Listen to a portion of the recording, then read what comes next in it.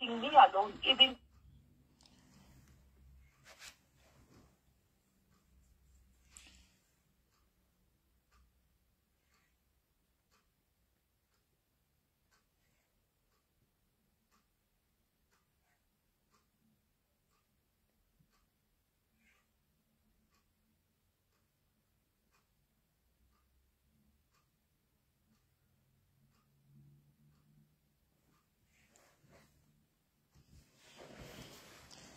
Ngatinzwei interview panyaya netsa pane nyaya netsa interview nyaya yapamura people into two sections, two parts.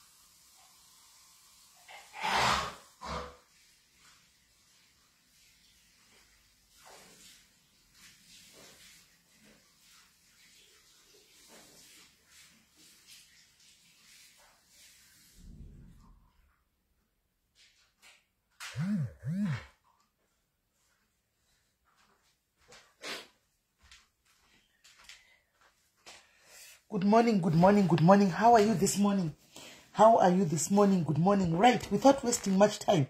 Vamwe venyu ndozvati munenge musina kuzviona, vamwe venyu munenge mazviona. Alitika, ini chane chidari chokuti munhu wese tifambirane nenyaya. Alitika, usasarira kumashure. Fambirana nevamwe, fambirana nenyaya, usasarira kumashure. Kune vanenge vaona ma interview good for you, maona ma interview. Chirega itipo vasina kuona interview tipo vasina vanzgo interview yacho tuzviri kufamba sei andika kune vari kuti yes she was right anditi kana vari ari right yes toona kuti ari right kana chiti ari wrong, of which from the word go when I spoke about this I never said she was wrong. I said the approach was wrong. And the approach, though I even said on my caption to say this is the said truth, ichokwa dichaitaura, but pawei paakashi addressera ndo panga pari wrong. Mukadzi yaya was sick, maitonzwa imimi anditika kuti anga ari sick.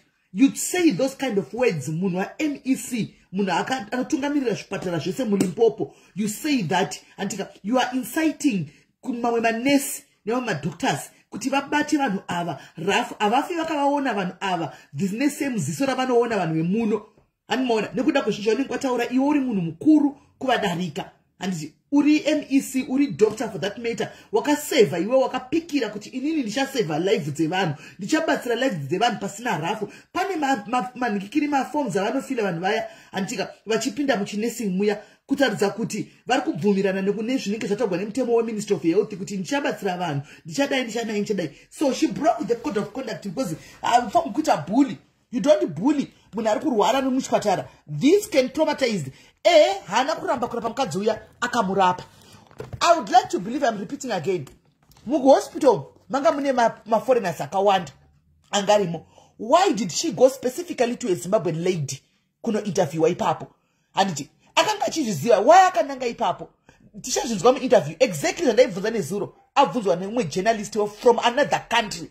This has caught ziso revanhu vakawanda. Nezuro ndichipedza live I think about 1 hour to 2 hours after I got a call ninyaya yenikikiri yevanhu vemuno. So when these people said what officials ndakangoti haiwawo vanhu vatanga mafanizi majokes madiaries ari palive angachita izvi animaona. Then vanangopindira oh yes they sounded South Africans mibvunza yes they sounded South African ngopindirawo zvimwe ndezvongoti tikutamba animaona ndaitoti mazimanikikira kunitira madiaries ari kutamba playing on me only up until ndazoona nhasi ndakutofunga naFather Diaries achiti maona here kuti nyaya yenyu yabuda panikikiri nyaya yatozozara kwese kwese yabuda panews kati kunews kupi ndotondimusa chidaro zvikanzi tasei ku40243 somewhere there animaona. But unfortunately yanga itowe late animaona right. Saka chinzwa imunzwe Chinzwa imunzwa aiwa uri right uri kuona murima nditori murima atisi kuramba mashoko kanga kanaka chose ekuti kurudzira tidzokere kuinda kumusha kwedu tinogadzira nyika anga kanaka chose but the platform that she used how dokunonzi kukava moiti kicking a dog when it's down kuudza kode mukadzi yakafa tongoti mukadzi ide akaenda kumocha kunonzi kusejaruko oga kumuka taiti kudini fungwa dzedu dzevanhu human fungwa taiti chi ndikukupa interview don't worry it's a long one taitaurasada kuplayera because dzakareba anmona it's a very long interview anmona andirege kuti aiwa ndombotanga ndataura zvena iyi ashaundiudzika zvokopatira pechi pangu naye asikanda hamoni wakukanganisa kana wadudza zvokuita pechi pangu anmona the platform was wrong guys. Madoctors ngave professional, manesi vaitai professional all the time. Vari kuti anzi akataura chokwadi but akazvishuta gumbo rake. Kana dei anga isiri anga ari right. Dei nyaya isiri kuita mukurumbira isina kuenda viral. The fact that they saw something wrong pane zvakaita. Anmona it has gone viral. It has gone viral. Right, let's listen to the interview. So in the video that we have seen, it's a clip that I've just played. You start by asking the patient, who actually sounds so weak in that hospital bed, what language she speaks, and she says Shona, and then you start explaining the impact of illegal immigration on our health system. Did you have any information about her before your interaction? Clement, I must indicate that unfortunately when videos are taken, they will start where whoever is want to circulate will do. We have what we call the Rural Health Measures Project. This is a project that we initiated as a province, having realized the current surgical backlog. That is a challenge for the people of Limpopo, especially in rural areas, who are not able to access specialist care. What we did as a province was to go out to seek specialists from all over the country, this time around, even from outside the country, who are originally from South Africa, who share the pain that we are having of our people waiting for long to be operated. Some of them dying before they are operated. Now, this is a project which is mainly meant to address the for people in our rural areas. The challenges that we are currently facing is that we are having people taking advantage and abusing the system from our neighboring countries. Let me first indicate to you to say the Section 27 is clear of our Constitution that nobody will be denied emergency medical services. The country is not denying anyone who is giving birth. We are not denying anyone who is involved in an accident. We are attending to them even though it's a burden on us as a province. And it's not even affecting me alone. Even other provinces are complaining about it. In fact, the former health minister, Aaron Motsoaledi, has complained about it from 2018 already. And we'll talk more about that, MEC. I just want to get the context first, because as you say, I'm aware that sometimes people take videos and they don't capture the whole moment. What I want to understand, just before we continue with the interview, is what did you have any information about this patient you were speaking to when that interaction started? Look, when we arrived in the ward, the doctors and the nurses will give you the briefing. And mainly some of them, of course, because of ethical reasons, the doctors will not return patients away. Even though the Constitution covers them, because this is elective. But however, even though they are operating these patients, they will complain to me as a political head to say, anything. We see your vision of wanting to clear this physical backlog. But here is a problem that, for instance, patients, some of these patients, we are operating them, are not even coming from here. You know, it's a different scenario when you have a domestic worker who is legal in the country, or somebody. When you have a patient who is involved in an accident in Harare, but here that the MEC will be going with specialists to operate and cross the border to come and get that. is the situation that we are talking about today.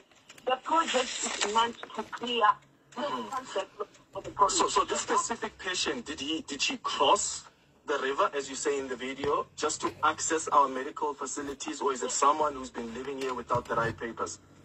She's not the only patient. This one, I did not know whether she came in that day or not. But what we know is that on the same day, in the same where people will choose which videos to take, we firstly dealt with one case in another hospital of somebody who just crossed the border specifically to come and be operated. And we dealt with a lot of them even last month in Kukune and also. Clement, I must also say, why did we end up having to come up with this? It's because since we launched our Rural Health Matters project. Is it clear now? Is it clear? No, speaker. Is it clear now? Is it clear now? Is it clear now, guys? Speaker. Is it clear?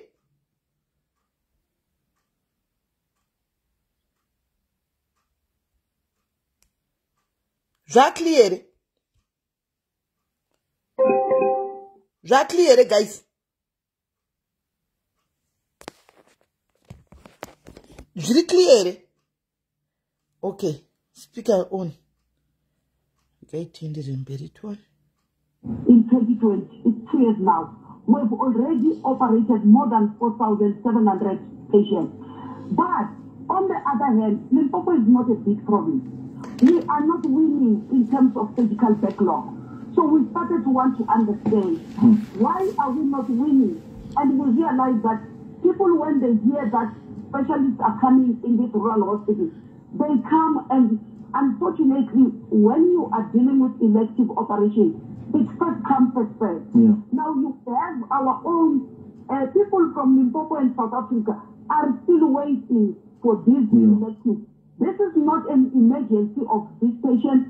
It was an elective, which is a project meant to clear the space. Yeah, and it's unacceptable. I don't think anybody would agree with you. It's unacceptable for people to just cross over without the right papers, and then they overburden the system, and the citizens of this country are not able to get that necessary medical attention. The reason I was asking that question, MEC, about this specific patient is that there are different circumstances why people don't have papers in this country. It could be that she simply hasn't done anything to get the right papers, or she has tried, but to no success with our dysfunctional Home Affairs. And I'm sure you've heard stories of how people have been trying to get their papers, but they're expected to also pay a bribe, otherwise they won't be assisted. And I'm not saying that's the case with this patient, but it's problematic to assume that on the basis of her coming from Zimbabwe with no papers, the reason is she just crossed over to benefit from our health system and hasn't done anything to get the right papers. But if you say that's what you established, that some of these people just cross over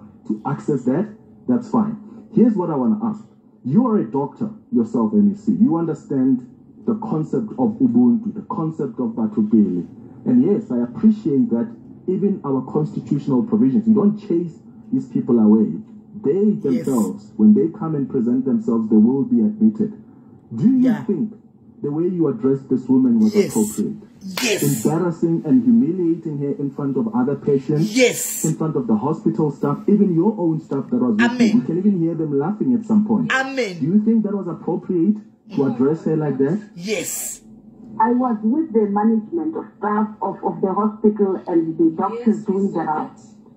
And when we do the rounds, they are professionals who have taken an oath. And if you are in my situation, you have a population that is 91% of it dependent on you for health. You don't sleep every day. You receive calls of patients who are not being operated. Some die while waiting to be operated. You come up with innovative ideas because you don't have a bottomless budget. You become innovative and say, I want to address the challenges that faces my people. And when you come up with that project, the people can continue to hijack. I need to go and do the round with you to say, you see sometimes around Musina where People just cross the border every month to collect medication and cross the border back. When when the people of Limpopo go to our clinic and don't find medication, I must answer why we don't have medication. So the Ubuntu that we have, it must first start with the people of South Africa and Limpopo, who do not have an option. You know, let me share with you a painful story. This morning, a domestic worker with a mother who has got a 17-year-old son, who is due to write exam but was injured while playing soccer. We can't operate him. The mother is complaining that the son must go and write exams but is not yet operated. When we check with the hospital management, he's on the queue. When I ask, why can't we get him to be operated first, they say we still have a queue. Guess who is in front of the patient? Who is in front? It's people who are illegal in the county. We are not saying we should not assist them. But the problem is currently, the situation is affecting this young man, whose county is South Africa. He has no any other place to go. He does not have a medical aid like me and you. So most of you who feel that probably the MEC is insensitive, is inhumane, you are speaking from the position of privilege. When your sons are injured, they will go to a private facility and get assistance. But this woman, her only hope of a son completing matric, probably graduate and start taking out of. But how is embarrassing? Let me see. How is embarrassing and humiliating a woman who even you can hear in that clip is sounding weak and is bedridden? How is humiliating her in front of hospital staff, other patients, even your own staff, helping deal with the bigger illegal immigration problem? I mean, what did you achieve from that? Clive, when I arrived there, the patient was laughing with me. That's why I'm saying the video started. We started talking and she was excited to say, thank you very much for operating us. We are so happy, we are excited. That is when I was asking, speaking with her in Sesotho, she told me Venda Zulu, she could not speak any. I then asked what language you speak. So deliberately, the video decided not to talk to the initial and the introductory. Let me ask this then. She was due for discharge. She has operated by a doctor who could not refuse to operate her at the expense of somebody in South Africa who is waiting for that operation. So I think you can criticize, MEC, you can criticize and point out to patients why they are wrong to be here illegally. And I personally just feel, and I know there are some that think you are not insensitive at all. And I just personally think it was unnecessary to embarrass and humiliate someone who is bedridden, who is even sounding weak on a hospital bed. I don't know what that achieves. And I think you can criticize, right, for people that are here illegally while also pointing out where your failures have been as a government. What responsibility do you take as a government? You have failed to strengthen border control. You have failed to fix home affairs. You have corrupt officials. So your failures have contributed to the illegal immigration crisis that we have in this country. You indicated in the beginning of the interview that, you know, it's only in SA where people just come and go. Can you also take responsibility for that as well as a government, because you've contributed to the crisis getting to where it is? I think the current Minister of Home Affairs, because he understands the magnitude of this problem, the way it even affects the health, as a former Minister of Health, has done that on our behalf and acknowledged the challenges that faces us. But where we are now is that things have happened, they've been done wrong. We need to correct, but at the same time, the patient needs to be educated. This is a patient who's not bedridden, by the way, because she came for an elective procedure.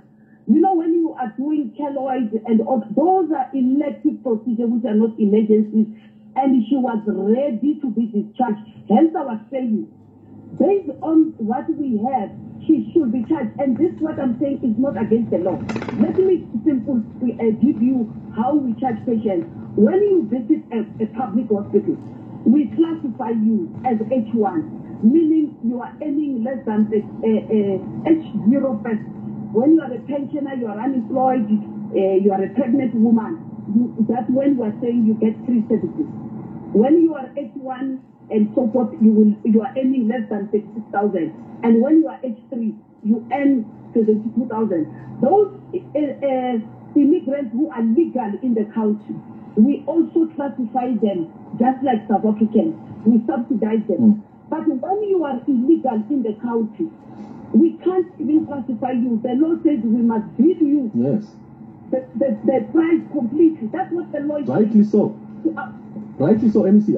That's not even my point. My point is, don't be selective in your analysis of what the problem is. Don't just point the finger at the illegal immigrants. I'm saying, as part of your analysis, also look at your own failures and acknowledge that we are actually part of the problem here.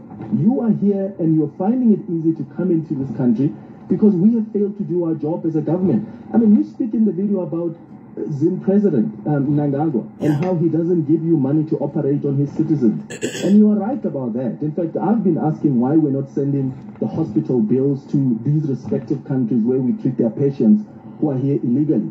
But here's a problem I have with the Mnangagwa issue. As the ANC government, you have emboldened him.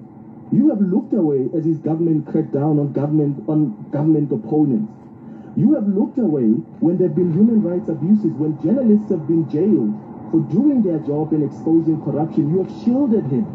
And when people leave Zimbabwe in droves and head to our direction, you get surprised. If you played your part as the ANC government, as the big brother to Zimbabwe, things would probably not be as bad as they are. And that's the point I'm making, that take responsibility as well. Don't just point fingers at the illegal immigrants, but also say in that video that we have made it easy for you to be here without the right papers. We have acknowledged that, and I've never disputed the fact that as a country we have not done well in terms of border control. And I've even said the minister currently is busy. You can see how hardworking he is, Dr. Mtoli, to try to correct what we have done wrong. And when I say we, I'm including myself, to say we have not done things correctly in terms of addressing the issues of border control. But the other problem that you must understand is that from the health sector, the problem is what would have been done by other departments and security cluster, including Home Affairs. It's felt by the health sector because we can't return patients away. But it's also our responsibility now to educate patients now, to say to them, it is wrong for you to cross the border in England to come and take this. We have accepted that we have done everything wrongly for us to easily allow. Are you telling Mnangagwa's government as well that they're wrong to be jailing people in Zimbabwe for speaking out? Are you telling them they're wrong to be presiding over human rights abuses? Because until you do that, Zimbabweans are going to continue coming here because they are leaving there because they are not safe. What are you saying to Mnangagwa? What we need to agree here, is a question that we in the ANC have got responsibility, and international relations have got its own convener who will be best placed to respond to some of these. And she's failed to do that. I've interviewed her. Zulu. I am a receiver. I'm a receiver of the results of those challenges that me and you know. But the question that I'm asking you also is that we have seen all those problems and the impact that is having on us. And then am I supposed to just sit and fold my arms and do not come with initiatives like rural health and continue to watch the people of Limpopo to die?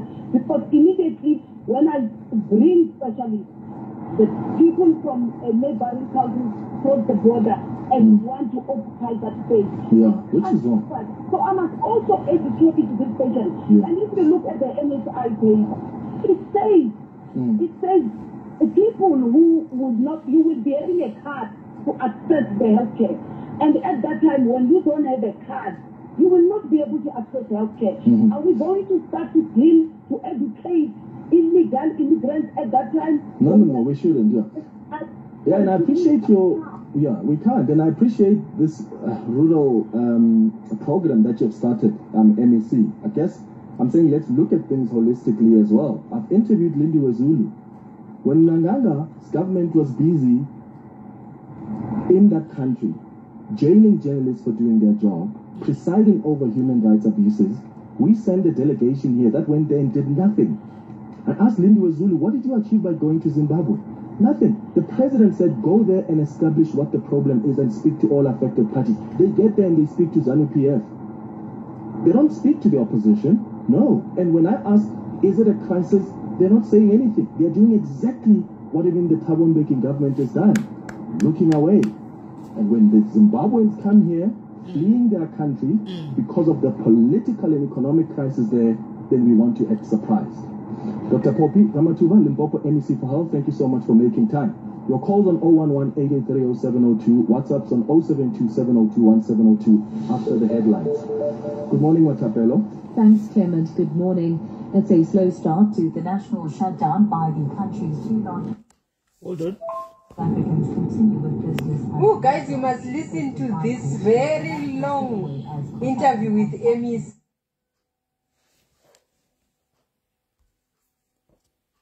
This video has opened a very good breeding grounds. Right. Mainzwa ka interview, you heard the interview, right? Mainzwa interview achivunzwa atadza kusangana nemubvunzo. Anga achizvambarara pamusoro pemubvunzo. And achivunzwa kuti, do you think what you did was right? Embarrassing a woman who is sick. And exactly what we were saying Nezuro. Kuti zvakutaura zvakanaka. But zvaita aita unga arikuda kuembarrassa kunyadzisa mukadzi uyu. Imagine uri iwe kati mudzimai wako achisekwa. Vanhu vese vakaseka pepe pakabvunzwa mubvunzo. Hanimaona kuti which country are you from? What language do you speak? Hanimaona, was that relevant? Panyaya yekufamba cheka varwere kwaita mumahospitals, was that relevant? Kuti unobva wachipinza Munangagwa kune patient yanga Munangagwa anopinda papi panyaya yepatient. She was to address nyaya yeurwere hwemukadzi ushu. How are you feeling? Uri kunzwa sika nanga tobva kuop. Op yako is it healing well? Okay, so yeah, are you planning to go and vote maybe? Yes, okay, bye. End up next.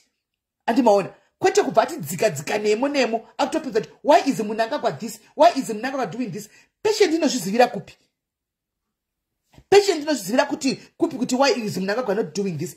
Hakuna mnagara norapwa mahara kuhospital guys muno. Hakuna mnandorapwa mahara. That was not necessary because zvave nenguva tichitaura panezvi pa platform.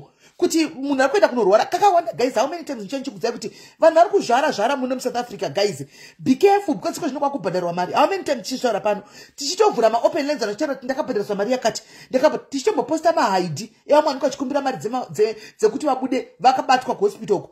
It's a well known thing kuti ukaenda kuhospital unotonobhadhara uchiita zvemaopu zvekuzvara zvichi unobhadhara asi mahara. So was there any need of her repeating this public?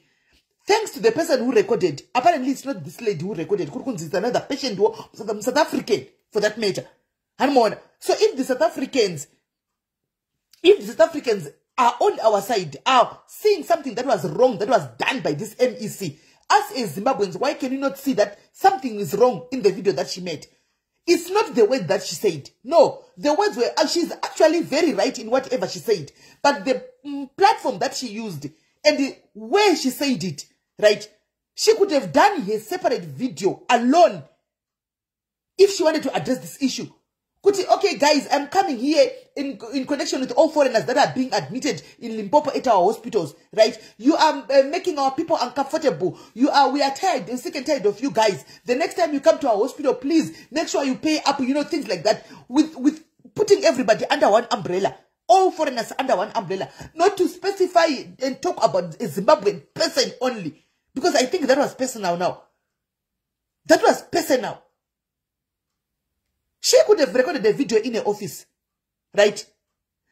Okay, people, I'm going to send out this video to all of you people that are not legally in the country, foreigners that are not with documents in the country, to say, starting from now, our people are short of beds because of you. Our people, we are depriving our people the chances to get surgeries because we are always in front of the queues, right? So starting from today, we need you to know that we are going to pay such amounts when you come to the hospitals, or we are going to send the bills to your governments, you know. And then she released the video. It was going to be very much better. We were going to just take it as so my employers, my employees, ekuti gadzirai vanhu venyu mapepa or else vanhu venyu ngavainde kumba. And what? So if I go address to each and every foreigner, because we've got so many different foreign nationals in this country. It's not only us Zimbabweans who are here. The moment I saw the video, I had a problem. We here asking ye, Munangagwa this, Munangagwa that, here, Zimbabwe this, you cross the border. Did you hear what she said in the video? Hansi, we have people that are crossing the border to just come and take medication and go back. Guys, you know the situation in Zim. Muna is the situation in Zim. Do you think she's saying the truth? Do you think she's saying the truth? I don't think so. Munana dollar. She does not even have a 50 cents. That is, if a 50 cents is there, to buy a bundle of one vegetable. How can she get money for transport each and every month, right? To come and do border jumping, to take treatment and go back. That is a lie. That is a lie. People are suffering in Zimbabwe. They don't even have anything. Cooking oil to some is luxury. Fish oil is luxury to some. How then can you get money each and every month? Because these people that are taking a medication, they are going to the clinic every month, right? How can they get money for transport and money for border jumping as well? Treatment. It's impossible. She's lying. She's lying. She's lying. She was asking the question, say, Mimi, responsibility. Why can you not admit and say that what you did was wrong? And for people to laugh and things like that, you were not supposed to address Kumkadzui. Why was Ngatori blame and agreed even the government from the start just to the situation because probably hospitals paper but apply my paper but that's not because of corruption. And it's true. Guys, where did those permits go? Where did those permits went? Akaenda kupi mapemisi wayo. Vanhu vakawanda kapla mapemisi asana kubuda ese. Akanga chitengiswa nekuseni. Corruption yagara ingori mwisha zvine inesu edu because atine nazvo. But that was a very relevant question yabvunzwa. Hani maona. That was a very relevant question yabvunzwa.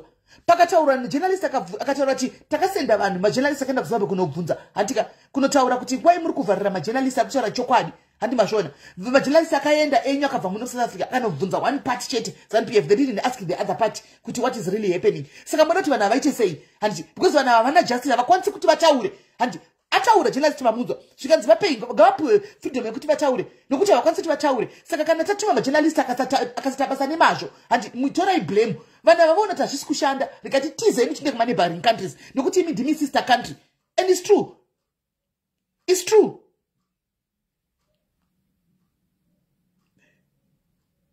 Saka kana guys, pane ane namba dzemukadzi kana tari kuziva mukadzi wekuZimbabwe who was in the video. Please, me and my other friends, we are looking for her. Me and my other friends, we are looking for this lady. Kana pane anoziva mukadzi angari mu video. And kana mukadzi ari mu video wakateera uripo. Please, we are looking for you. We are looking for you. And we have 8K work permits that were returned down. Mama, don't ever think they were returned down. They were not returned down. My permits wayo. They were mazita. Your stickers, the permit that was supposed to be given you, it was given to somebody else who paid money. And what? Those 8,000 stickers, ama permits yakabuda, but akapiwa to the people that paid money. You did not pay amount dzavaida wakabhadhira mari yakanga chinzi taurwe iri pamutemo pakupiwa mapemisi waya handika ndosaka isina kubuda. All those permits akabuda ndochokwadi, trust me. Animaona akabuda mapemisi aya. Saka guys, andizivi, but we have suffered enough guys. And amenu tuzoita sei. Now, we are not talking about solution. We are talking of a healthy system. Inove is important, and no one is immune. Kutinina jifinda karwara inini. and this will go to everybody. One day or one way or the other, unofuma uchirwara. One way or the other, unofuma wakachika gumbo. Unodona wakuvara, usingafungiri. Unodi chipatara ntongo chida. Chikutana chiri very important that kazvimwe zvinhu zvese. Health system. Yatiri kuchemera kuti muZimbabwe, at least if you can get a health system chete muZimbabwe. Vakaconcentrate zvavo nehealth system kuti at least vanhu vakaenda kuchipatara. Animona, vakaenda kuchipatara. Vane ava vakaningira. Vane mazvinhu zvavo vanoenda kuchipatara vachinowana uchi vemamedication vachinopiwa mamedication avo handiti vechi vachinopiwa. Tine chembere ngani dziri kumadziva dzinomwa mishonga yemaBP, mapirisi emaBP, mapirisi emadepression aya. Vanhu vazhinji vanongofamba depression dzega dzega. Mapirisi anotengeka here, anowanika here, anowanika here mapirisi aya. Tikuchemera justice system, tikuchemera health system yedu kuZimbabwe kuti at least improve. Kuti improve at least munhu akaenda kuchipatara, kuhospital, kungave kuGomo, Harare hospital, Parare Nyatwa, Kwekwe hospital, Masvingo hospital, kupi, aende achinopiwa mishonga yake iri kwachidzoka. Vanoitwa madialysis vaya, machine uriko, voenda voita. Inini samubvunzo wangu wodzoka pakuti, saka basa remaChina, what are they doing? And because as far as we know, guys, mukapinda anonzi maforeigner acho munyika, they should be giving back to the community. And let me educate you a little bit and about iyo nyika ino yatiri kudzingwa. And munonzwa, muno mandinogara muno and inzvimbo ine zvicherwa zvepasi zviri rich. And muno sanochiziva kuti kana muchiziva musha unonzi musha wemigodhi, wemamines, inzvimbo yandinogara ino yeRustenburg. So vana impala vaya vakauya vakaita maini avo avasi vanhu vemuno ndedzimwe nyika dzakauya dzikatenga dzikaita land dzikatenga land munomu. Vana Anglo Platinum handimaona maAmericans ayaya vakapinda munomu. Mamaini akawanda mazhinji ari munomu. Handimaona vana Kanyisa vana chi vakazara munomu. Handimaona vana Kuleka whatever Sianda what not. Mamai varu vanhu vekune dzimwe nyika vakauya munomu vakatenga nyikiri. What they do is vakapinda vakaita business ravo mukati menzvimbo. Of course yes vanenge vakatenga zvinhu zvavo, but vakaita business ravo mukati menzvimbo isiri yavo, akusi kuAmerica kunoko. So vanotori nezvavanoita back to the community. They give back to the community each and every time. No wonder muchiona even Marzeve kunoko South Africa kunoko and anta kunge dzimba dzemutaundi magetsi avo chaiwo vanoshandisa antika vanogona vachishandisa vakapiwa magetsi vese. Hakuna munhu anenge asina magetsi, anobhadhara nemamines aya, giving back to the community. Vekune dzimwe nyika vakauya vakaisa mamainzi avo munzvimbo imomo. Animaona mukadzi muri kudiwa chipatara, they quickly jump in vogadzira chivovo vakachipatara ipapo chinenge chinzi chipatara chenzvimbo iyi ndokune maini wavo ikoko, because they are making money vari munzvimbo iyoyo. They give back to the community each and every time. Muzvikoro zvevana ndosati kuti zvikoro zvimwe zvekunoko vana nda kuzvikoro zvekunana kune mamaini aya mahara. They go to school free of charge because the mine need to take care of everything. Kwedu kuZimbabwe tine maChina akapinda akazara ari kutonga nyika right now. What are they doing kupa back to the community? Are they giving back to you guys as the community of Zimbabwe? Wherever kwavari kuita zvinhu zvavo, vamwe vari mumining industry, vamwe vari muHarare muya vari kudi. Tine chembere dzirimo muHarare, tine vana nherera dzirimo muHarare, tine vamwe vana zvirema varimo muHarare. Vari kubatsirwa nani? Vari kuitirwa chinani? maChina aya ari kumboenda right now. Tikutaura tikuchema tikuti maChina aya by fire by force demand ngavachenge mamissionaries anodiwa kumahospitals. At least let them give back to the community by buying dialysis machines aya. Ngavatenge machines aya anodiwa asiko anti vaendese. Ngavatenge magloves vaendese kuzvipatara. Ngavasupply zvipatara nemabeds, mahospital beds chaiwo vanogadzirisa kwaBrunoko. Ngavatenge machira mablankets chaiwo vaendese kuzvipatara. Hakuna. Ngavaise maballs pazvipatara kuti mvura ibude running flow. Let them give back to the community because they are using our lands. We as the people of Zimbabwe, we are not seeing any benefit that we are getting from these Chinese people. We don't see any benefit. We are not benefiting anything from these Chinese people. They employ our people, right? Vanowapa peanuts. They give them peanuts. They abuse them. We have seen so many videos. maChina achida kugwa nevanhu varidze nzvimbo simply because iye ane mari. Iye ane mari. Saka because ndiye muridzi wekambani, mwana weZimbabwe akati ataure voice, vanenge vachida kutomisidzana navo. Handimaona Let's be honest, guys. Atisi kuramba kuti nyika inogona pinda mamwe ma foreign nationals zvakaita iwo maChina. Handika vakapinda. Let them give back to the community. Let them give back to the community. MaChina vakatopinda varimo tinododawo competition navo. Andimaona hakuna nyika isina competition guys. Hakuna nyika isina ma foreign nationals. Anditi nyika yese ingaona takangozarawo mu South Africa tikutodzikwa takazara maNigeria machichi zvanga zvichipisha economy in South Africa. Anditi yes, we need these foreign nationals in our country to push the economy of Zimbabwe. Anditi but as evil as Chinese, what are they doing to give it the community? Or varikungobhadhara to the relevant people, varikungobhadhara to the relevant people. The relevant people are eating while the rest of Zimbabwe are suffering. Animal. Tisingachemeri kuti anzi munhu ari kufa. Pane mukomana akandirwadza mwana akambobuda akafa angane cancer, so pachinzi kushekwa machine kuti kuitwe dialysis kuZimbabwe, but maChina aripo and these machines zviri kumanufacture kunyika kwavo ndokunogadzikwa mamachine. Unaona zviri kunyika kwavo ndokunogadzikwa machines. They are slowly taking over. Takatarisa kudai, they are taking over Zimbabwe and they are not doing anything. Ndo varidzive mari US dollars. Iwo una kana dollar momwe mako. Iwo vane madola kuti unoti ata haagoni kana kutomaverenga. Haagoni kana kutomaverenga madola. Haagoni. Iwo una kana senda suri mwana wemunzvimbo imomo. Guys, ativashori ma South Africans, they are doing okay. Vakuita zvinhu zvakanaka che, they are doing a very right thing. Zvavari kuita izvi. Vari kufaitira kodzero dzavo. And it's true. Ngavatidzinge. Hanimaona. Isi vatidzinga utonofanwa kuita sesu. Tovakuenda nofaitira kodzero dzedu. Hanimaona.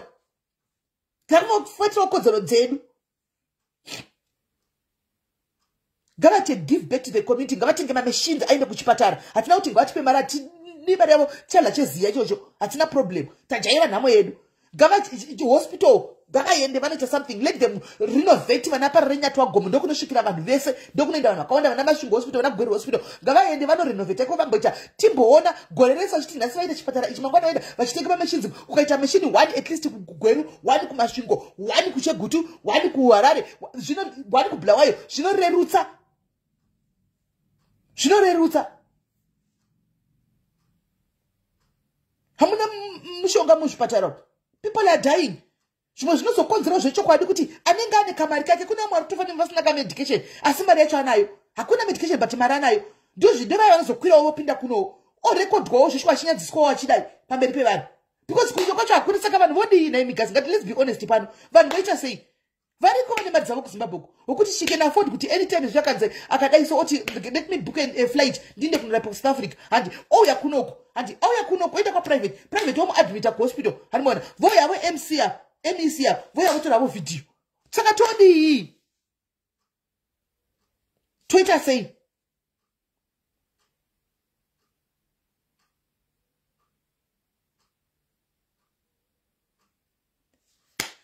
Hameno guys.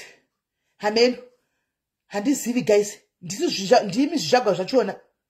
Ndisi zvizvagwa zvachona. Mukungoonawo zvikuitika guys. Mukungoonawo. Ini chanyanya kundirodza chekuti we are scared to talk about it because ini nyaya yema threats guys ndio nyaya kundibata. Nyaya yekuvhundusikwa tiregeiwo titaure. Please. Hatina kutukana nevana, hatina kutuka. Tikukumbirawo kuti tiregei, let the people of Zimbabwe vasununguke. Vataure vakasununguka. Vari pa ground. Not zvokuti vanhu vanotaura vari kunana dzimwe nyika kunana Sweden, America kupi. Vari pa ground. Give them that floor for people to add their views. Vari pa ground. Hear what the children of Zimbabwe are saying. Hear their pleas. Hear their cries. Kuti vari kumboti chi. Vari kumboti kudi. Truly speaking guys, dendanga ndiri nini president venyika. Andikunyeperi. I would go muvanhu because simba riri muvanhu. Handi murukunzwa simba riri muvanhu kutukwa kuna basa tinotukwa every day but we are still here. Handika ndaipinda muvanhu imomo ndichinzwawo zvichemo zvevanhu kuti zviri kumbofamba sei. Chichemo chenyu ndechei? How best can we help each other senyika kuti tigadzire nyika yedu? Toita sei? You'll be surprised zvima 2K zvichibuda nema ideas anoshamisa. You'll be surprised zvima 2K zvichibuda nema ideas anoshamisa kutoti nyika inogona kuvakika. But because we are greedy, we are selfish, we don't know what we think we know it all. We don't want to hear other people's opinions. hatindi kunzwa mamwe opinion yevamwe vanhu kuti vari kuti chii. Mufunge. Amen. Kungotaurawo. Vana ngavatenderwe kuti vataure zvavanoda vari paground. Ngavatenderwewo kumbo eya andifungi kuZimbabwe guys chero tukanzi nhasi tavhurigwa. Tanzi itai demonstration peaceful demonstration. Andifungi kuti kuZimbabwe kwakauko pana ngaita demonstration iri violent. Truly speaking ndikunyepere guys. Pana ngaita demonstration iri violent iri kuZimbabwe. Ngataure chokwadi. Because we know kuti kuZimbabwe kunorohwa mboko semboko. Saka china peaceful yedu kana mabvumidzwa muchiimba muchimakabata maplakazi enyu muchitorawo zvichemo zvenyu in a peaceful way. In a peaceful manner. Ndiye change tichiita. But zvese izvozvo hatibvumirwi because the moment they allow kuti mukuitike handika a lot of things are going to unfold, so they will never allow it. They will never allow it.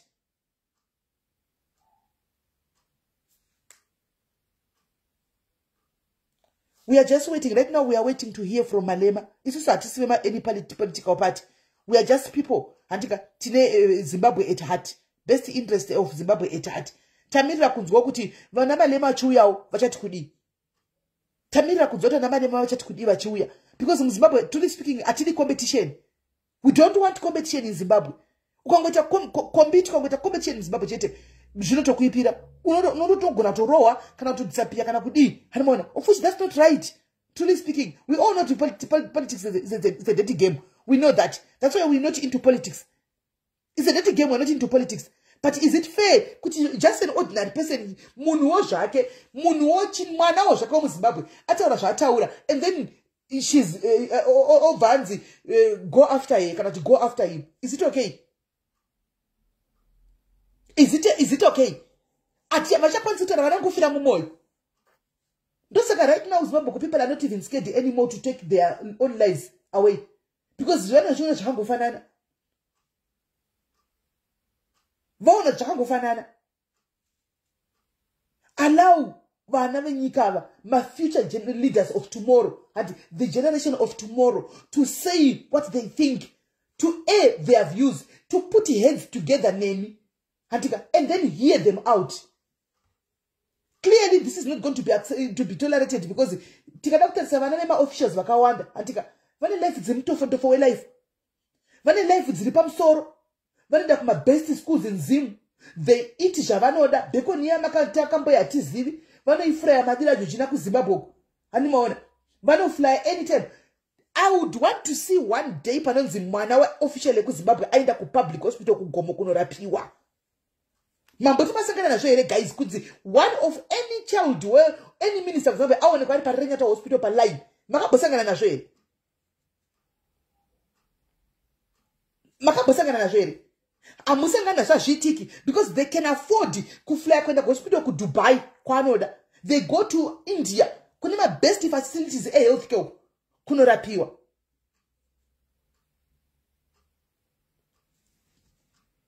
Rudende kweZimbabwe chingo chema. Rudende kweZimbabwe chingo tatambura isu. Tatambura isu. Hati asitoti zirepi tatambura isu.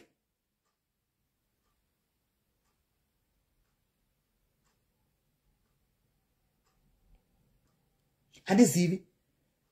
We just say as it is. We just say as it is, guys. Sometimes our body filter up. Sometimes our body filter.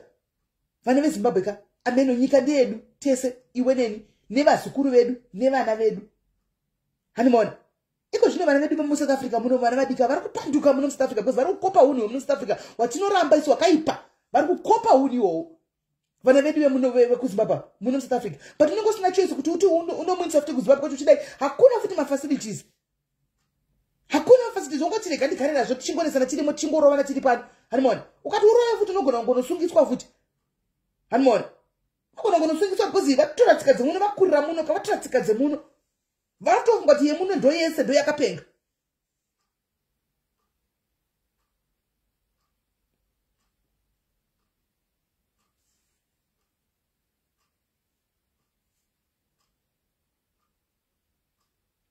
Hanzi neumwe ku UK prime minister vatori boku vatori happy kuenda kune any public hospital because as messages acho nakangofanana.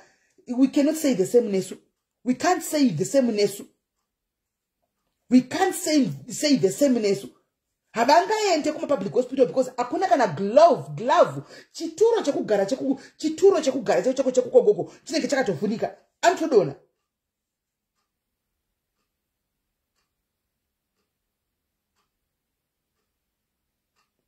Saka guys, tingataura zvimweka ngative pachokwadi. We keep quiet antika about zvinhu. We are keeping quiet about the future of our grandchildren and of our children and also of amen future.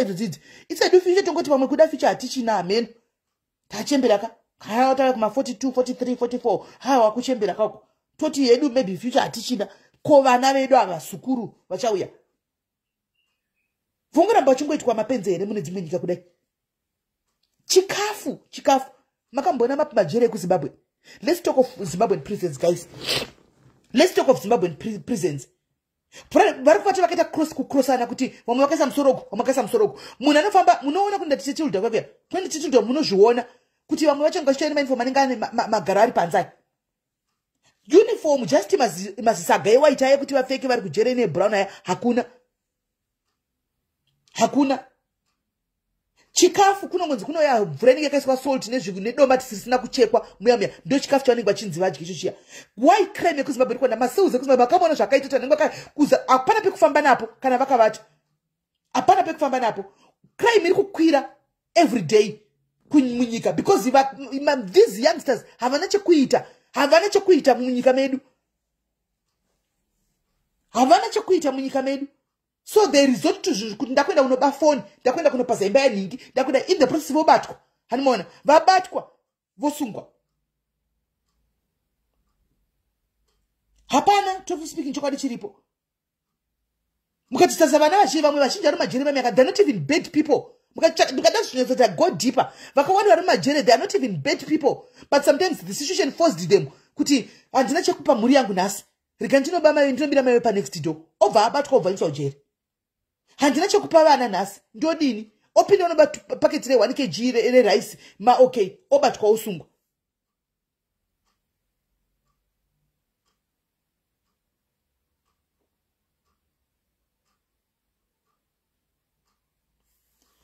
Guys, amen. Akumuna udzi kuzvokuita kuti ndonta ina ndingakudziri zvokuita ndikungokutungovhura namaziso pano zvokuita ndoonoziva hapana munhu asina answer apa. Hapana munhu asina answer kuti saka toita sei zvinhu zvidai. Handitika ngatigei kutapana mahuyu mumuromo kuti mangwana kuzobuda uchivakahodai. Munhu wese andoziva zvokuti zvokuita unotoziva. Handingati let's not give up, guys. Let's not give up, guys. There is light at the end of the tunnel. Chiedza chiriko kupesera kuchiriko maimai chakatimirira chiedza. Let's not give up, guys. Let's soldier on. Let's press on. Anditi, let's press on. Takatiri kuti atidi zvehondo kuZimbabwe. Tatiri kungoti ngapaitwe matalks vananzwisani. Titaurirani matalks checheyo. Hanimaona, atidi zvehondo. Titaurirani zvakanaka mutinzweyo, tinzweiwo. Pasinawo zvokuti kwarwa munhu kana kuti kwazodii kungotaurirana kudai muchitorawo zvinenge zviri zvamukona zvichashungurudza vanhu zvinhu chinogadzisawo kumberi. Andimaona. But dololo chito kuita kunge kurova chadoza chekuti malive anotoonekwa enda anotombodiscusswa nezvawo malive iwaya anotodiscussa seni zvangu ndagara nditori apo pa spotlight apo nditoripo ndotodiscussa zvakatosimba zvandonyatsotoziva. Hanimona zvandonyatsotoziva but mukudiscussa imomo chinongaiwo zvakanaka veduwe vakuru vedu vekunyika uko chinongaiwo zvakanaka. Tanete nokuvhairigwa nevakuru venyika vachibuda vari kumaholiday vakadai vari muzvikepe voenda vakadai so vobuda at least kana maenda kunofara muchidla musatitaridze yenyu nokuti uzhinji kwezimbabwe gunohwa sei ruzhinji kwezimbabwe kana kuchiona muri mumabhoti muchienda makadai muchifara muchinakigwa mashampopo machii makadai iye asina kana $1 rekutenga muriwo $1 rekutenga vegetable $1.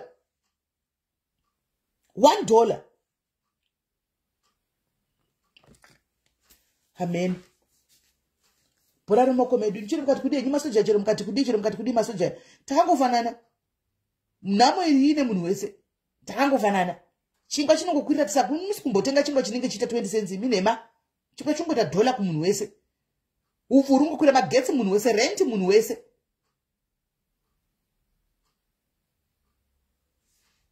Saka amen. Zvamunenge mafunga izvazvo enyu but chokwadi chiri pano chekuti amen. Mai mikike nei edu ndiwe wandotomboona uchimira chako kuplatform kwakoko. Can I aid you, Maimiki? Ndimbowawo pfungwa dzako. Send a request Maimiki ndimbokuedha. Because ndiwe one socialite at least wandombona achimira achitaurawo nezve kuti vakomana zvinhu hazvimamira zvakanaka toita sei. Because ndosaka mutona tiko zvino munhu wese angoita maskits guys. Imbozvibvunzai. Munhu wese akungoita maskits kuZimbabwe. Munhu wese angoita maskits kuZimbabwe. So that makambani mashoma iwaya aripo awane kuvatorawo ovapawo something. Vachitowo maskits aya ndokurarama kwavo. Itori hasho yavo ndo basa ravo. Munhu wese nawo angove nepage ndikunyembere guys. Taurai chokwadi apa. Munhu mapeji amangani pasocial media pamaoneko zvinhu. Munhu wese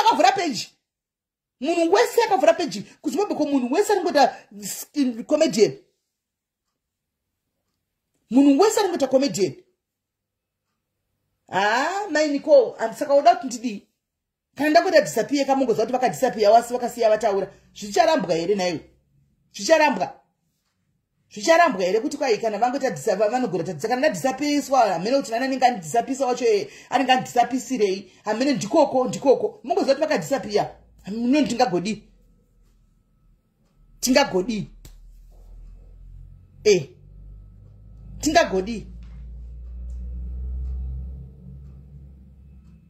Matthew, Wallace, can I aid you? Can I aid you, Wallace?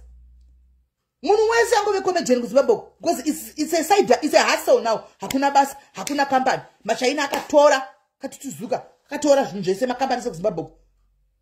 Munhu wese angoita comedy kuti awane uchauwiri. Musatombovaseka zvenyu. Go and support those comedians guys. And then kuZimbabwe ndototi vararamewo. Opowo hembe dzekuti vapfeke kumabhotiki vanenge vane zvinhu vane mari dzavo vakavhura mabhotiki avo. Vovapawo hembe dzekuti vapfekewo vachionekerawo. Mukatizonopinda mawardrobe avo akanangana navo chaicho vasire makambani ka you be shocked him. Musina zvirimo. Kutorarama kwavo kuti anenge anzipfeka dress rangu iri unomira pavanhu apo ndokupawo something wo unitengeserewo. Vane mari voonawo vomhanya kuenda notenga. Musafunge kuti ma-comedians kana kuti ma-socialites kana maZimbabwense ma-socialites ayane mari. Hapana guys, kutongozama kuhasla. Kuzama kuhasla.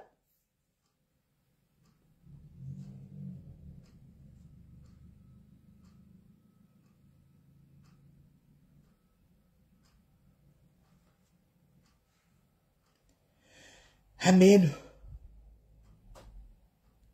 Hanzi ma-socialites amari kudya nezanu. Let's be tichitaura chokwadi chiripo guys. Munhu wese ane freedom of democracy yekuti munhu wese ane freedom of choice yekuti anoda kuenda kupati ipi. Munhu wese ngatirege kunyanya kuvatsikirira guys ma-socialites aya. Handika munhu wese ane freedom of right yekuti ndoda kusupporta, I want to support this party. Hakuna nomantuza supporta iyi kana ngatirege kuvaisa pakona guys. Truly speaking chokwadi chakangonaka. Ngatirege kuvaisa pakona kuti ma-socialites ese supporta yakati. Vane freedom of choice. Kuti inini I want to support this. Inini I want to support this. Kana kuti inini I don't want to get involved in this. Ikodzero dzavo. Problem, let's not abuse ma-socialites as well. Let's not abuse ma-socialites. Regai vachuze zvavanoda kuchuza. Antika vane zvinhu zvakavanakira ivo. Vanenge zvinhu zvakavanakira munhu ngachuze zvaanoda. But nhamo tese tinayo tese. Mumwe nomumwe tinadzo. Mumwe nomumwe anongoziva nhamo yake kumba kwake chete. Munhu anongoziva nhamo kuti chingomida kuline parongodiwa dhora. Wese whether wasapota CCC kana wasapota ZANU-PF. Tachinongoda kuchipatara tese hakuna mishonga. Tose.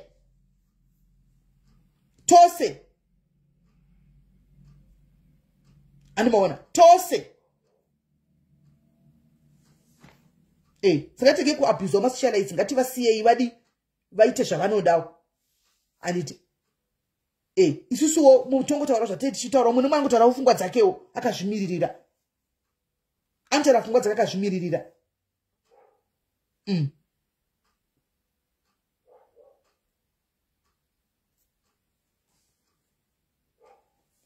Ndozvinenge zvitoripo. We can't tell people what to do. Inini pana pacheche I can't tell you kuti go and do this. I can't. I don't have that right and power. Hanoona. Munhu nemunhu anta zvaanoda. Idata rake, ifoni yake, inguva yake, ipeji rake anta zvaanoda. Andimaona.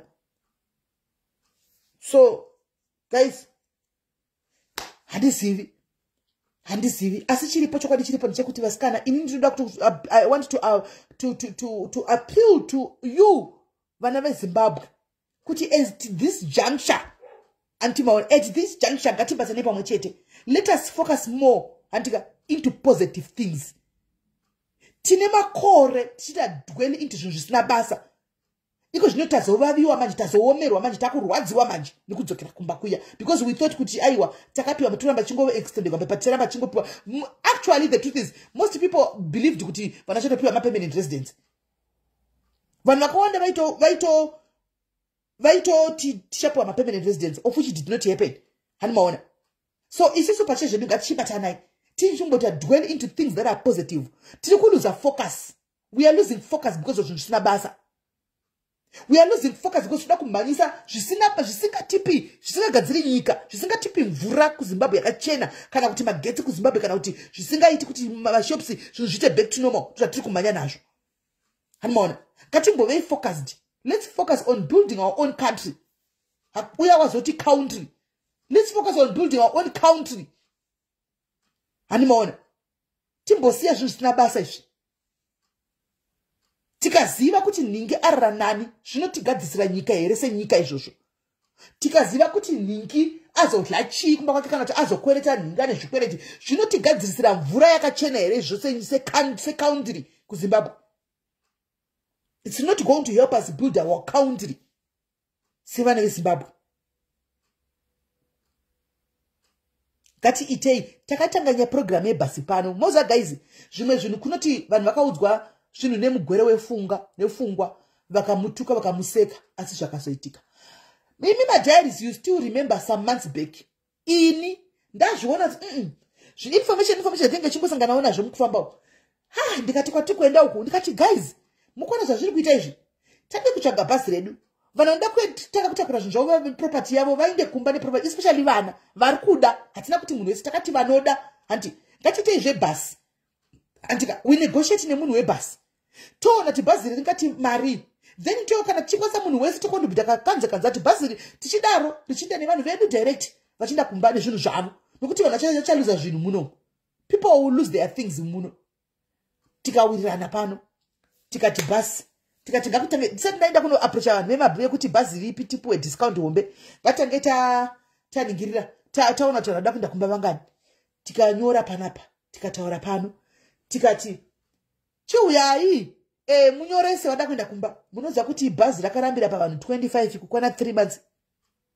3 months. Vedu wanyoresa imasanda kuenda kumba tiwane kuapproach vanhu vebhazi. Nyoresa itone. Vana veZimbabwe vakatati kuzviwa izvo zvikadzi ndaimi. Punu mwakatoti pindai bhazi mwindi kuindepi kwatoenda. Ndikurangarira the same person iye yakatidaroka. Apana 4 days apa. Ati SIS MELLY ndauya makazoti kuchininga yebhasi ndibva ndanomurangadza ndikati aiwa luckily iye ndiva akakadelete pa conversation indasina pa conversation ye chat yangu naye ndasina kudelete ndibva ndakotora screenshot yande kamuforwardira back. Aiwa arina mbosvika 50 ndakati 25 people rashawo 50 ipi yakati vya kwa 50 ndotora screenshot yenayo inandora screenshot ndigire basi takura 75 ndakata 50 kati zotira kachova ndakati vanhu vakarambira pa 25 people. Chiti vana pachane panogona kuzonza panodi ndaita ingotaurawo tsingazoziviwo kuti ndiri kwazvichasvika. Hanimaona. Ndakazongomuti forward back chiya. Kataka kuti SIS MELLY ndikati aiwa hanzvadzi takabva tangozvisiya paya. Takangozvisiya paya tikabva tasena nazvo. Tikati gaisene nazvo. Hanzi said 25. I said 25. Hameno we 50 number takaiwanepi. Amen. Tikabva tangosiyana nazvo zvakadaro tikati ngatisene nazvo. Bvunzai andiselina. Funzai mkoma Goton. Aiwa, 25 people. Funzai mkoma Goton. Chipepa chini ndinacho kai. Ndinacho chipepa chadai nyora. Ndinacho chipepa. But iko zvinoona imanje makuti takuda bhasi riya. Kasi makatombondituka panguva iyo yandata nyaya bhasi. Makatombondivhurumudza. Apa ndamainitukira ndichiti nini zvinhu zvenyu. Ngazvinde kumba kuti musazoluza zvinhu zvenyu because malendo demunansara akatora zvinhu zvenyu. Munozoda nazvo nekupi. Taitotaura kuside kwekuti munhu wese awana kuenda nezvinhu zvake kumba. Vamwe vakatonituka because manje ndiri kungotukwa kai. Ndatojaira ndingori munhu kutongotukwa saka izvo ndakatozvigamuchira izvo. Ndotozati middle name rangu nonzi tukai kana kuti tukwai. Animona. And wakati baru. Ndikati heya. Baru bangu ko chakaipa chi. Kashisekera hangu. Kadari kangu na tikati let's abort the mission. And we aborted the mission. Chairperson Van Dodete, Sena in a smell, Jonets, Cassena Nasho. Iko Snapata iti, teacher to my own Bingas, and any tongans that toss something to pass the Sumuke Bingas Chadair. Zchadaire Bingas Chadair. Tomad Chad, Hamen. Tomad Chad, Hamen. Sakayatan go to Munamun, just mirror, what you got bandits. Munamun, just mirror, Okadi. Wakananga kokudi kokutuindi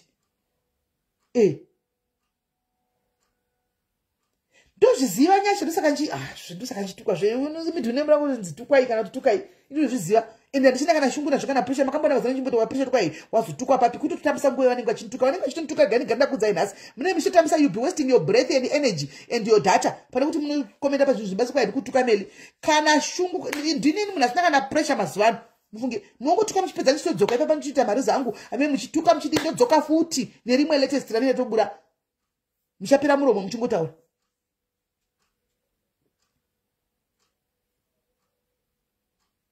hanzi stress kanibata kutaura kudai 6 they opening the schools apa mari hapana you see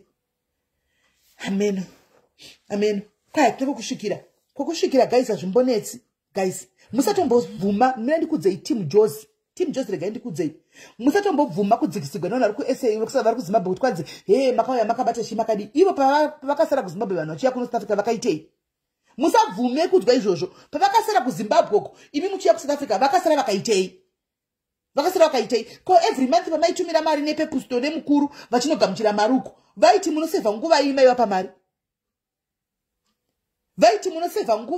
imaiva pamari yacho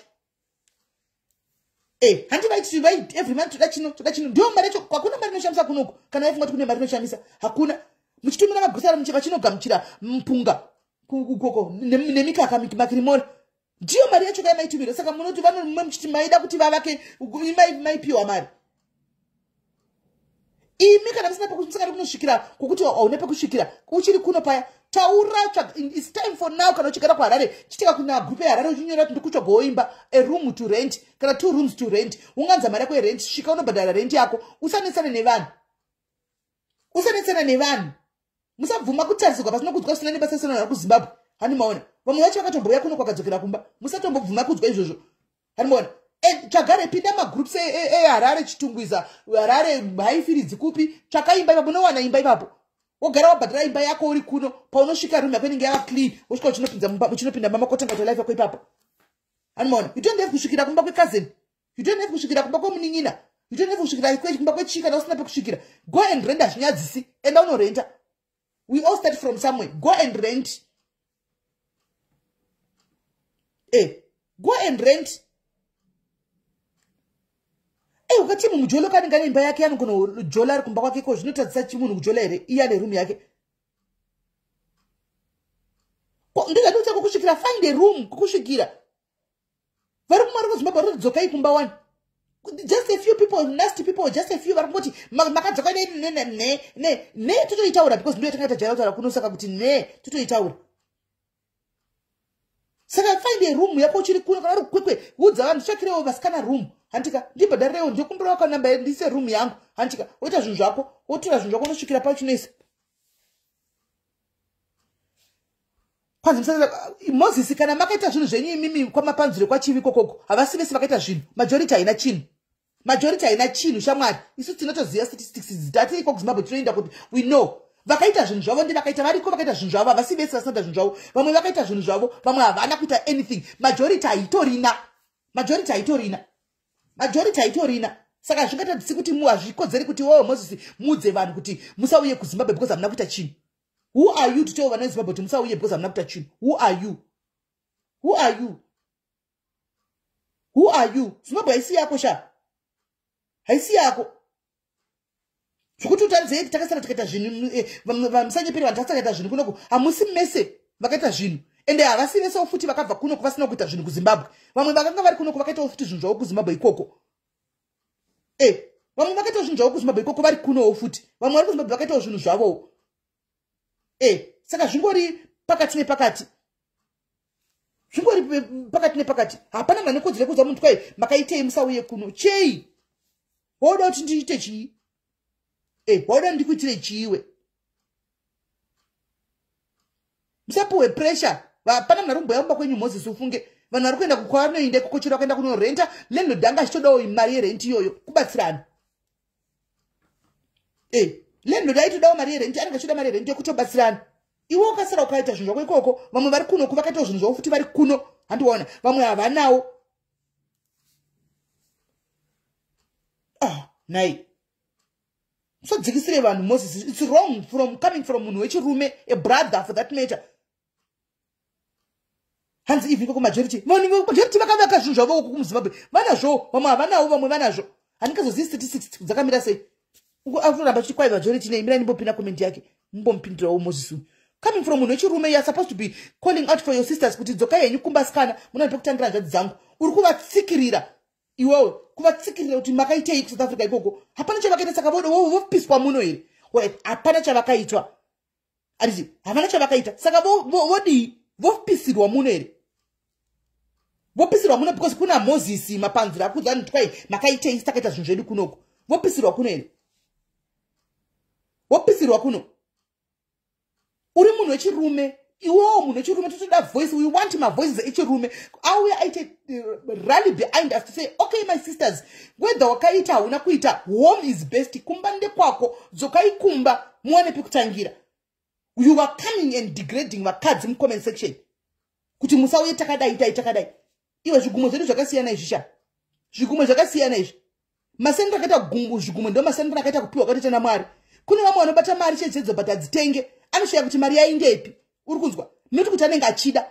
Ainga ita kuti zvine musoro but mari yainongobhururuka. Kune mhepo dzimwe dzitoriko mhepo dzinobhururuka uko. Andiona.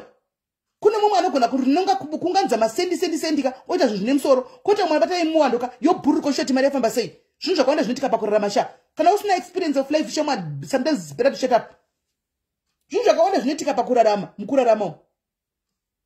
Zvakawanda zvinoitika mukurarama. Munhu anenge achitodawo. Andiona kuita but zvichiramba achitoshingirira ndisingle mother. Uri kunzwa arikushanda mumba ari kutangipira 2500 kana 3000 ane vana vakasiya kumba. Andiona pamari yemva kuti atengere vana chikafu kumba, pamari yemva kuti na iye awane kudya kunoko pa 2500 3000. What do you expect munhu akadaro kuti adi aite? Udati adi munhu akadaro? Moses Mapanzure, answer me on that one. Udati munhu adi pakadaro? Masingle mother mazhinji akatiza kumboko. Vane vana vari kumboko. Udati vadi atuti at least vanangu vari kuchikoro. Atoshingira vanaenda kuchikoro. Zvimwe zvanenge zvichiti luxury. Udati adi? Udati aite sei? Adi? Wada kuti adi?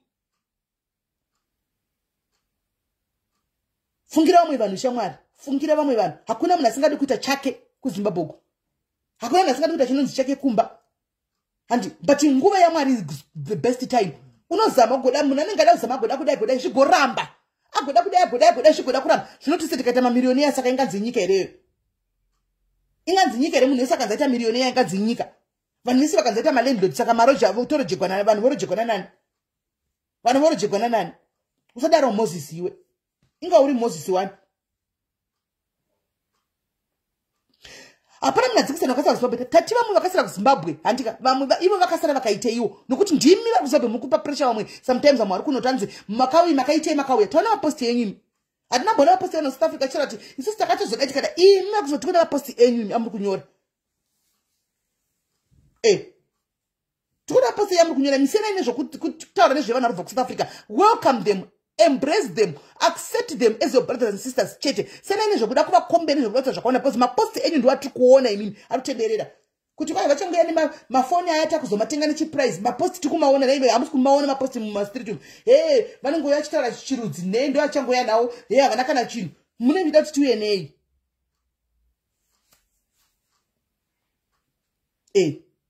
Sadaro Moses. Iwe kana uchita zvinhu zvakona kuti wakapita zvinhu zvako zvakakufambira, tenda Mwari sha. Tenda Mwari kuti Mwari makaita ini ndakagona kudai so vazhinji havana mufunge. Hasta vane kuti kota tinacho zvizere mastreet umu Petronella zvizere mastreet umu. Unombotanga uchapindura pezuva ungoignore. Unombotanga uchinda nokomenda pamakomenti vanenge waona waya anenge achinyoka izvo. Opesera ungozoignore kuti zvanikatopera muzvigumwe nekuti aipa. hamari kumwisa vana kuchikoro. Shandira mari yake nitwana kuindira vana kuchikoro chete zvatokwana nekutenga chikafu chekuti vana vake vadye zvapera.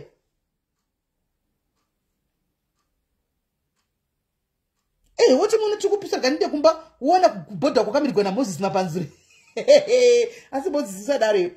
Uona Moses akumirira pabhodha achikuudzawo zvaringa achikuudza. Uche kuti saka uendepi?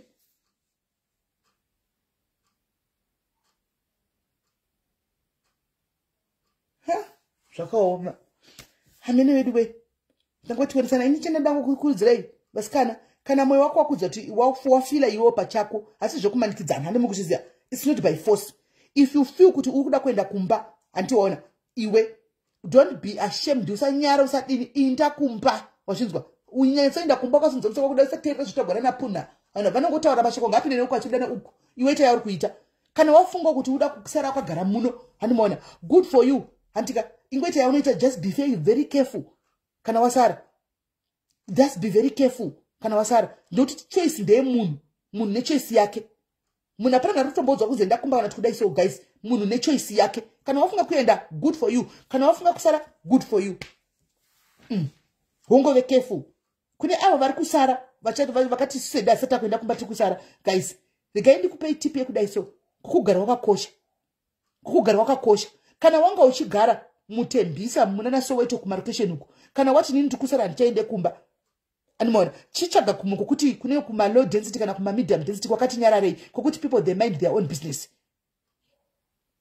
Animona people they mind their own business. Chichaga ikoko wonogara iko unotsvaga rume konozvigara iko kwakanyarara ikoko kukugara kune kwatove important.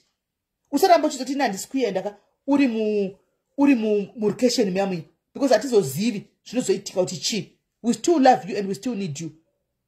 Animona kana wati ndosara chibva wacha panongoti October November change of location. Change of location. Hani muri kunzwa? Change of location.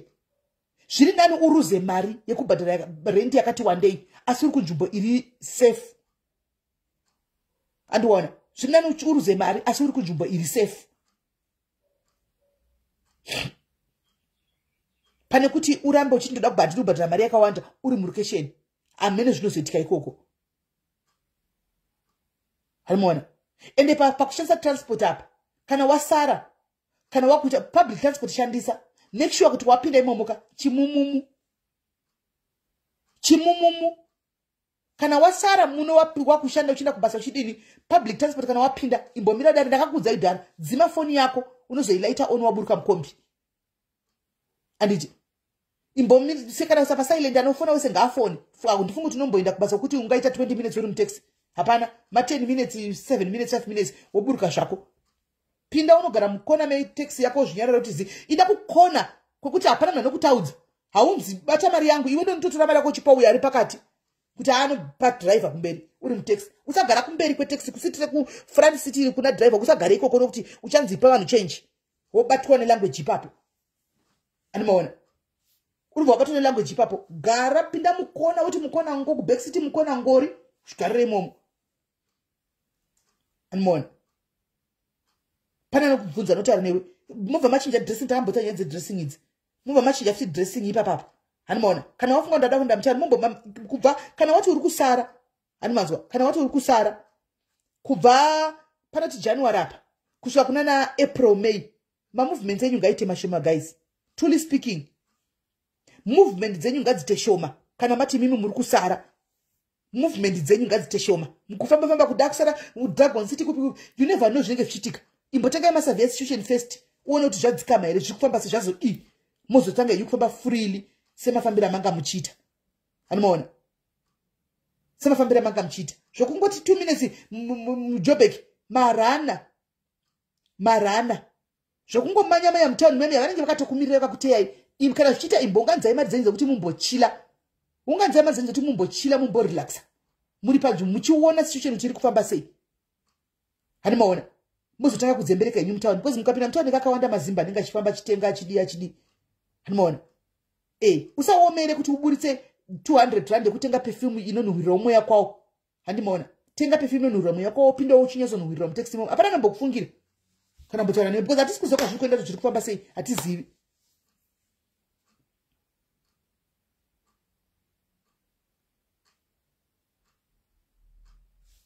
Apana kana nombo, apana kana guys, kana ntombo za chifamba sei handizivi. Anditi. Zvezvo kudzikisigwa nevanhu muno muchinze kushama mukadzi mukuru. Guys, vanhu vanogara muSouth Africa vanopfeka zvavanoda. Ndendibve ndakudzai. Vanhu vanopfeka zvavanoda. Saka pfeka even mashotsi wayo uri dhafu pinda mushoti momo ende haufoka batona vapurisa kuza ngashoti munhu wemuno. Hakuna vanochiziva kuti mazimba hambopfeki zvakadaro. Vanochiziva kuti mazimba hambopfeki zvakadaro. Saka musa don't mind about what people are going to say. Pfeka shoti yoyo, famba pinda muchinda kwari kuinde kwakapfeka shoti yoyo. Avambokumisi trust me, haubobvunzwi. Haubobvunzwi. Vanosati mazimba hambopfeki zvinhu zvakadaro. Pfeka izvozvo, varume vane vakadzi vavo varegei vapfeke vakadzi venyu. For now, panguva iyoyo. Hanimaona, because tichida kumboona zviri kufamba sei. Vanenge vachida kuona kuti zviri kufamba sei mukati mukufamba uko. Varegei vapfeke. Hamumbobatwe ndokudzai home is best tika but munhu wese avamwe havasi kuda kuenda kumba. Hatingafoseredzi vanhu kuenda kumba. Kaungafoseredzi munhu kuenda kumba. Tikutaurawo kungotaura hedu just randomly kune vachasara. Handi pfeka mini yoyo minura. Handika wopfeka nekabhutu kakanaka. Handiti wotoitawo iye muno yoyo stay style dzemuno. Guys, itombofambirana netime. Fambirana nezviripo. Ani muri kunzwa? Fambirana nezviripo. Isusu vana chitenge chinhu chajai kumafacebook kawo. Iwo ndinosa zvanongochitira zvanongochipfekera zvinhu. Siyana nesu. Ignore us. Because tagara tiripo pakungodzikisira isu mazimba. Tokangana zati nyika vamwe nevanogara kunyika dzakasiyana. Ukaenda kuAmerica uko. Vanotopfeka zvokuAmerica mazimba checho vakadza kuri machembere chavo vakarisana. Totopfeka kabum shot.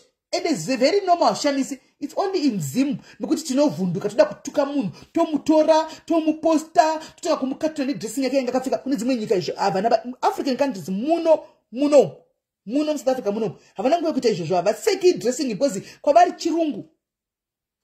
It's only isusu maZimbabweans tisi tinototi ndikamuona mukaona mele akapfeka shoti madotora picha madofotofamba naye. Ini sorry yenyu to disappoint you.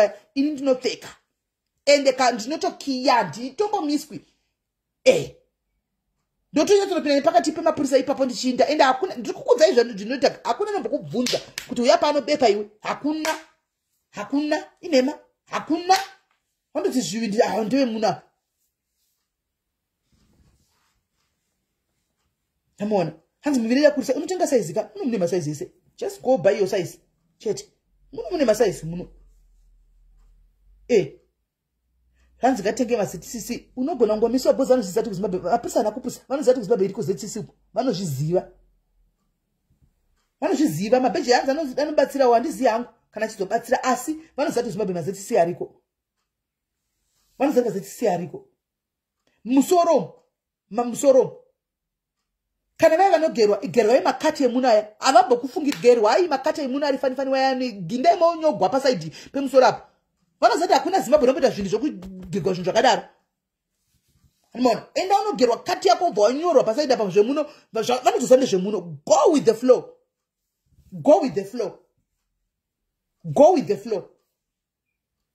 Ani muri kunzwa? Go with the flow. Plus kufamba nge vanhu vari kumhanyiswa speed yedu yemaiziva ka speed yedu yemaZimbabwe. Kufamba nge vanhu vari kumhanyiswa anomukuziva. Dzidzai kufamba slowly, slow motion, pore nyore, pore nyore, muchifamba zvenyu, muchifamba uchibidhaira, bid, ukabidi bidada, uchifamba zvishoma. Uchifamba step yako zvakanaka. Akuda kumhanya kukere uri kudzingirigwa vana neZimbabwe tinofamba neti kudzinganiso. Mona. Bidhaira zvakanaka. Bidha. Uchinyatsofambisa muviri wako zvakanaka.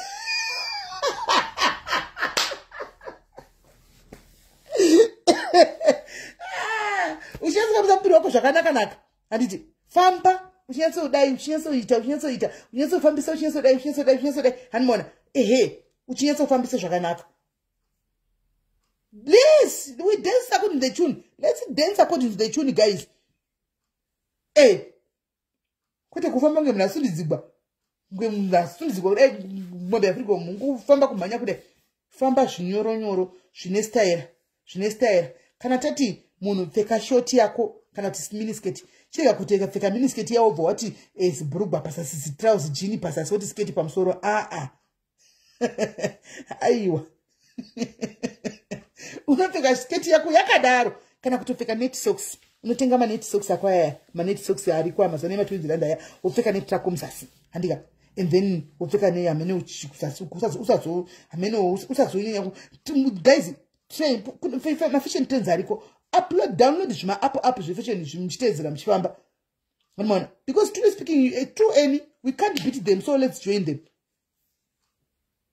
And it zvesho kwamba kabereka mwana kumsana vanhu vemuna vabereki mwana kumsana guys mugare makazviziva machinzwa vanhu vemuna vabereki vana kumsana vekumozambiki vanocrossa kudai muzambia vanobereka nezambia vori crossa kudai vekuzimbabwe vanobereka kumsana kumashure kuvoti netauro vanhu vemuna vaiti izvozvo famba wakabata mwana wako maoko kudai wakamuta kumurereka kudai so kana kudai usafamba wakabata kana prema just buy a sacrifice nda kuma shop uko unotenga prema yako famba uchisunda prema yako vanhu mutano munondo zvavanoita famba uchisunda prema yako kudai yemwana musabisa vana kumashure uko kana mapinda mutando muri tu ukona kuti mwako hausi kumuona tora phone uti newe chemwana chako uri papi haikona kuti laina uripi laina uri uchidaidzera masivoice dai yaenge masisa unosura wanzi mpa unenge wanzi mpa sura wabatwa kana kutenga chimbereko chekumberi kyo pepu store kana kwaka manzi wobereka mwana nekufrando ne munobereka mwana nekumberi animaona ndo zvavanoita vanobereka mwana nekumberi kungopanana matips andisi kuti zvinoshanda kana kudi asi kungopananawo matips nekungoona kuti vamwe vari kudi vari kuto vamwe vakatorarama nazvo inini pane time kuti ndaiti ndikapinda mujobek meme yakudhara guys ndaitomeka shati ndakakopa vanhu munondopinda ndaingodzoka ndinanga mbondibvunza kuti moro iyo yaipane pasoro vanhu vachisungwa pa ndaitookera kuti nomira ndichiokera kudai vanhu vachisungwa kutookerawo ndiripo ipapo hakuna dressing animona saka musakangane masimba nditi bidha uchibhidhaira zvako uchibhidhaira uri mutaundi uchibhidhaira ukaona mapurisa inopinda nepakati pavo musatize musamanye una mapurisa oda kuvhunduka kumanya kudai easy relax idya firiji medza firiji wonyatsoti bhidha nepakati pavo uchibhidhaira zvako uchibhidhaira unodarika kwainaka chafamba takafundisha shamana isato tokwenda zviriko ko inga vanhu dzimwe nyika vanongopfeka zvavanoda asikana anyika mva zvavanoda it's only us in zimu tinoda kunyanya kuita judgment stereki vana judgment kuda kudzira vanhu zvokupfeka kuda kudzira vanhu zvokuita makore ako azofamba zvazviiti makore kudiko imi amunenge muchitiudza age is just a number ingori number iya age munhu ngaite yaada hanti guys we live once. This is the life that rama. Kuna imwe life after year pere. Ndikafa na zvatovharana guys. Saka ndoda kundilimita kurama zvandoda imimi just because age. Regai vanhu vete yavanoda guys. Regai vanhu vete yavanoda. Mama chembera mnenge mti ma age wa ndiwo ma 40 and above. Ndizvo. Dama 39 enda. Amene kuti machembera mtangira pa AGP according to your own criteria. Kuti machembera mtangira pa AGP. Amene mti machembera. Let them live their lives guys. Vakatorarama life dzavo kudhara 40 years is not a joke munhu kurarama panyika. Vakararama life dzavo dzavaida. Hani mukunzwa. Asvikoda kulimitwa iko zvinoti pasvika. Aiwa ka guys. Tirege itifare. We only live once. Let this machembere be free. Let this machembere be free. Vasununguke machembere vete yavada.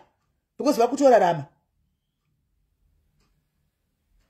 Freedom apana chance but you will get used. Let them enjoy their lives, guys. Vakashanda, vakazvita zvinhu zvavo vararama, vakurarama, and life begins at the age of 40.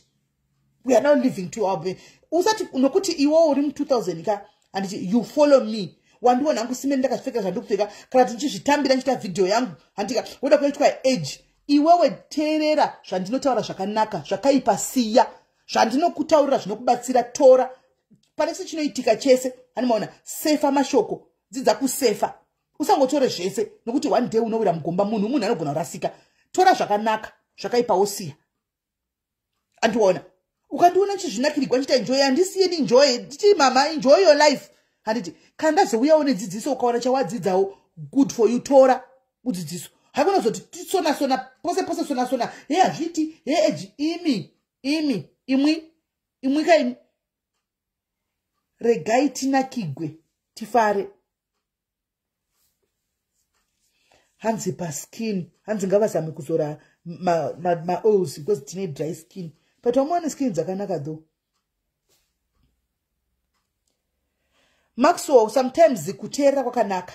Tati anoda. Bisaka tiri kuti tora zvakanaka zvakaipasiya. Teerera kana munhu achitaura Maxwell muchabaiwa. Kuteerera sometimes listening is a skill. Ndosaka tati torai zvakanaka. Handiti vakawanda ndoda kuudza Maxwell vari muno. Majority yevanhu vari muno masingle mothers ufunge. Masingle mothers ndo vakawanda muno meSA vari kushanda makitchen. Handi saka vanorambiwa nani? Kurambwa na Gilbert na Philemon. Ane basa rei. Kana ukadeport kwa Philemon anga chakuchengeta kumba. Sha. Varume vakadzi vane varume vanodiscussa zvinhu izvi kumba kwavo nevarume vavo. Vanodiscussa nevarume vavo kumba vodzwa. Havana kudzwa zvokuita kana munhu anodzwa zvokuita. Munhu anodiscussa nemurume wekumba vobvumirana kumba kwavo. Andiwana vanobvumirana kumba kwavo kuti naye dedi saka todii vowirana. Ini kutotaura zvangu nemasingu zangu azere panapa.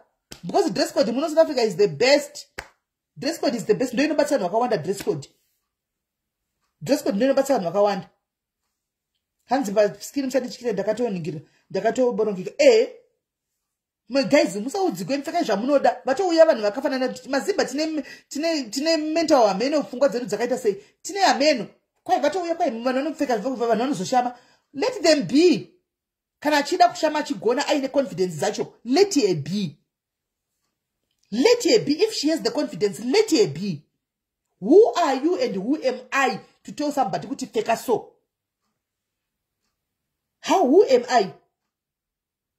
Siya vanopfeka zvavanoda kumana. Mazimba ngatimbosiya imwe yokudzira vanhu kumana. Kana manje mukaudzira vanhu vakararama zvamuda kuti muvaudzire imimi, ichiri life yavo here.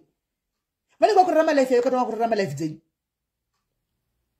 Vanenge vakurarama life dzavo here. Let them live their lives zvavanoda. Imimi rarama life dzenyu. Rarama life dzenyu. Siya vanorarama zvavanoda. Nokuti ukandiudzira kuti rarama so haisisiri life yangu kana ndakutorarama life yangu for you. Siya vanoita yavanoda.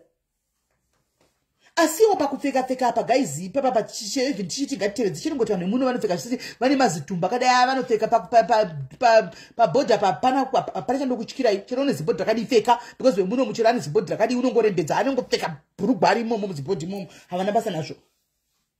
Havana basa nazvo.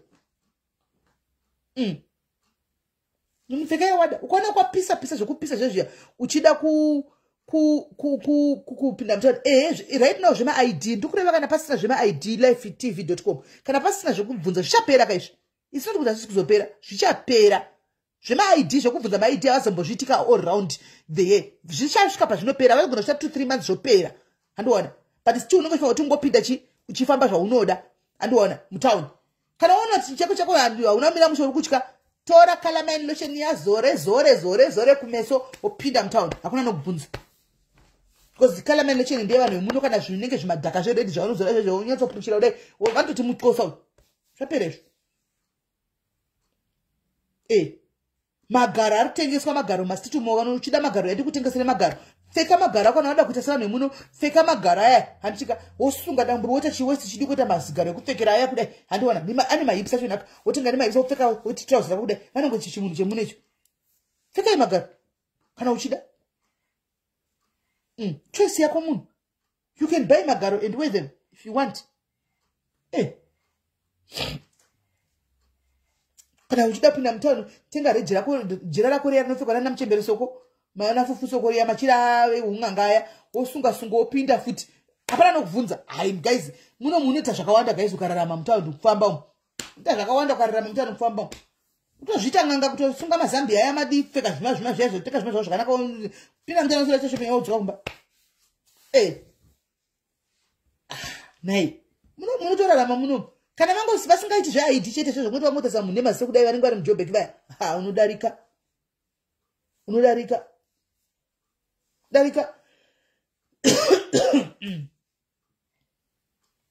maona dzembe dzemasomalia zviri pariski manje because masomalia maforeigner futi masomalia manje ndiwanobudisa mari zvokudaro saka unenge utori parisi ukapfeka hembe dzemasomalia because masomalia nzikamani kudhisa anohla mapurisa saka unotosungwa chete ukapfeka hembe dzemasomalia usapfeke hembe dzemasomalia don't way pfeka dzevanhu vemuno tengai magaro vasikana mungagotenga magaro mchiti kwai mutila kuti wai unanzwa kwai hey chichi hey wati magaro tenga magaro upfeke munhu anapuwa magaro mungapuwa magaro natural ingopfeka munhu guys dzidzai kurarama life yenyu for you dzidzai kuzviraramira life yenyu for you don't live your life for somebody else vachiseka magaro iwoyo kia upfeke magaro urove pasi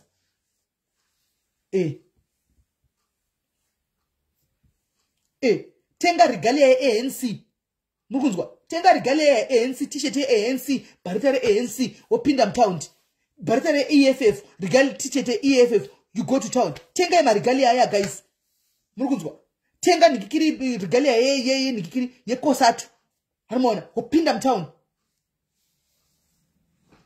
hanimona pana ngakupfudza bharita wanototi leadership but ukapfeka manje marigalia make sure at least mawedze kumhorosa language unomagona because vanhu zhinji vanhu vemuno vanoda mapati zvokudaro anogona kutoti leadership achitokumhorosa you must be able to answer back nechirudzi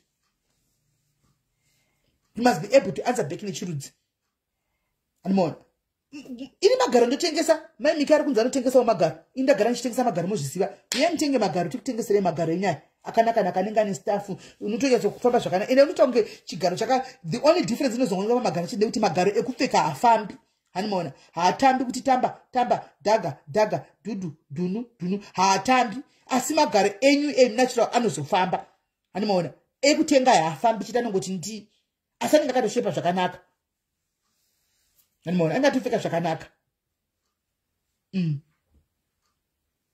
language yakakosha ziva mabasic words emalanguages ekuti vakutaura newe you are able to answer 2 minutes chidarika tishete dudula inotoita dudula inotoita unenge wakatochaisa kuti tishete dudula kuti kepese dudula wofamba zvoita zvinotoita because ndo zvemuno ka irigalia dzemuno irigalia dzemuno tishete kwedudula nekepe yacho wodai mutauni wozvipfekera hakuna nokubvunza magaro chaiwo magaro anenge ari eblack zvawo asi ebrown ndeeblack haazotambi asi unenge wakapfeka asi anenge akatoshepa zvokutoti ndi kutomisa garo kudai animaona so mukaona vari kutengesa machise dudula tengai guys kune vari kusara vaya vari kuzvipira kuti tosara muno tengai machise dudula just go buy your t-shirt buy your cape wodarika wodarika uinde zvako aiwa kujoina hakuiti because vanzi unozoona wandataura newe unorohwa ukafa pavanhu pakati pavo unopisiwa usajoina dudula unless uine mapepa kana uine mapepa emuno you are free to go and join dudula but kana usina mapepa don't join dudula unotawataura newe mukati mumoto zakupindura unorohwa ukafa anchuta chakatotanga constance iwe paunenge uchipinda mutanda pafamba wakagadzirira just be prepared chete famba wakagadzirira because chakatotanga kudhara chakatochaya kudhara animona saka guys indakuinda tati tichida kuti tiwisane nenyaya yambi but tizoita kalive katizoita 1-2 hours chaidzo animona indege zvandizvindiri handiti saka mudecide choice ndeyako kuinda kana kusaenda kuna ari kubatira futi kuti ndakumba musahweni mazviwa hapana munhu ari futi ari kuti gara munomu hapana ari kubatira futi sawe decision ndeyako iwe nemhuri yako you sit down and make a decision wega zvauri kuda gara pasi ite decision wega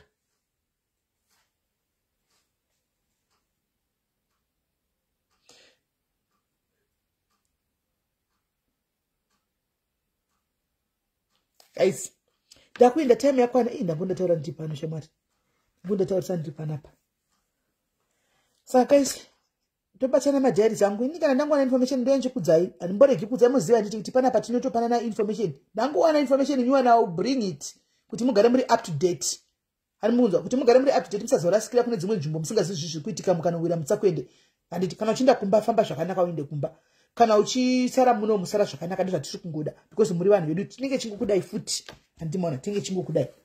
So guys, take care of you. Kana usati watenga tiketi rako reHaiti pada ndogore redu rekupesira kusangana muno muSouth Africa sema diaries handitika tichinofara hatidhudhuliwi zvedapa anomaona because havatobvumigwi kuti svikira panzvimbo patinenge ichita zvatichita kuti vatidhudhule hamutema utobvumi handimaona inenge yatove xenophobic anomaona saka guys kana usati watenga tiketi rako uri kuda kumbonofarawo nawamwe ka1 handitika secure your ticket reHaiti tenga tiketi rako reHaiti umbonofarawo navamwe takatozoplana kuti totanga kufara kubva Friday guys kuti tishamirirei takatozoplana kuti kubva Friday tenge tatovepa panzvimbo takutofara kunyang'anya Saturday toita function yedu yeHaiti Sunday tozobuda tiripo panzvimbo anomaona takatoplana zvobozi pamwe ndokutoona nawo nekutoziva nawo nokuto hatichaziviwo zvichaitika kumberi Mwari ndiye anoziva anoona Haiti iriko musi wa 10 September iriko musi wa 10 September Haiti iriko musi wa 10 saka kana even urimo muconversation uchida kutengera umwe munhu ticket anogara muJobe kuti amboenda nofarawo nevamwe vanhu you are allowed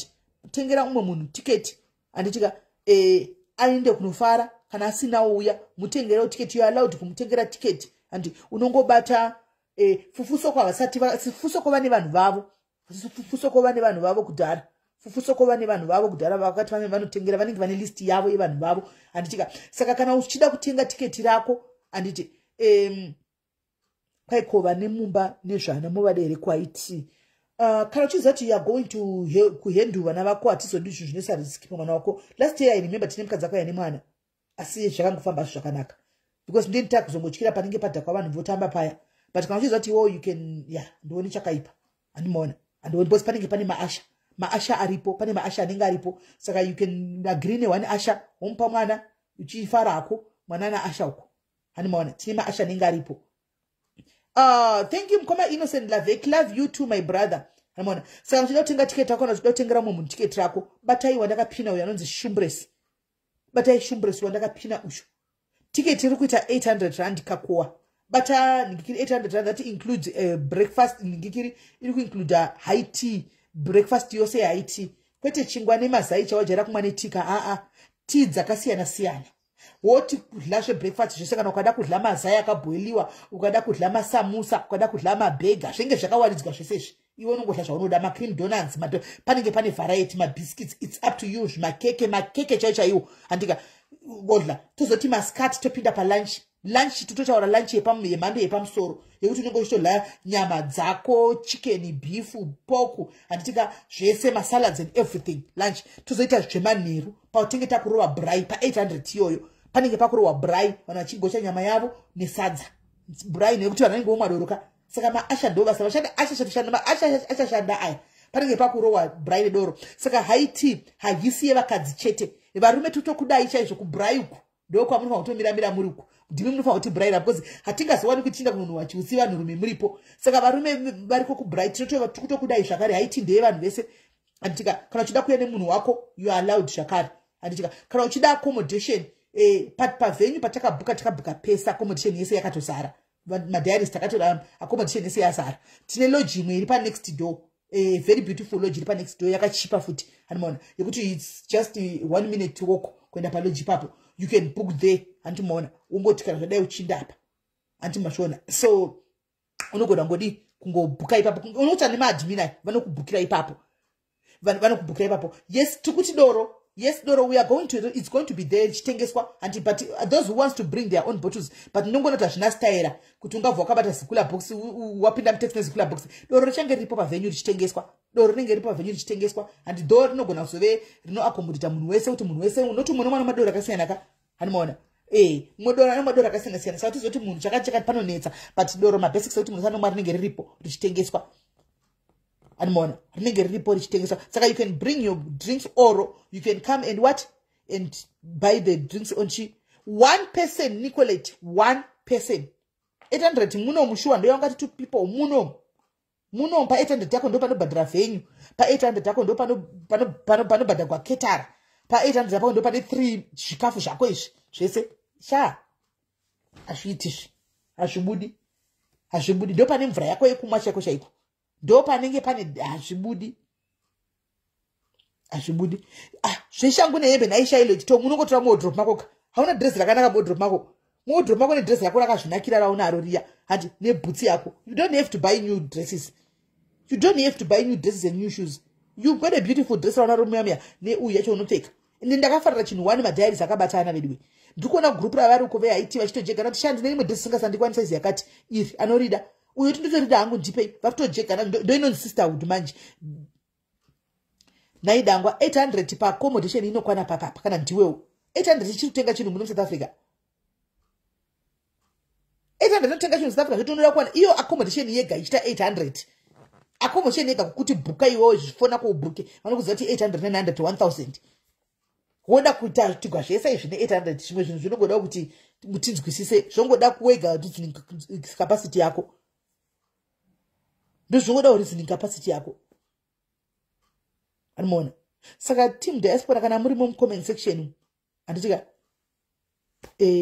gani botsvagira zvangu kana vanhu 5 matickets mene vachita lucky kuti ndiwanani hanzi na precious chiro ndakagaina weight takagaina weight tese chamwari takagaina weight tese but hauzomboshayi hauzomboshayi kutora wardrobe tupfeke hauzomboshayi sasenzeni oh right ku midrand saka team midrand handizuti muri kupi team midrand team Kempton Park makamboya neuwandi hwenyu paya makambodadisa paya mukauya ko muripi this time tifare pamwe chete where are you team Kempton Park where are you you let's wait anditengere ticket namba mchikomenda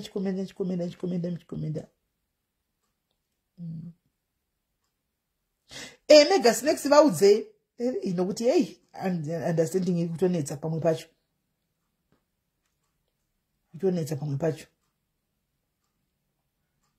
utonetsa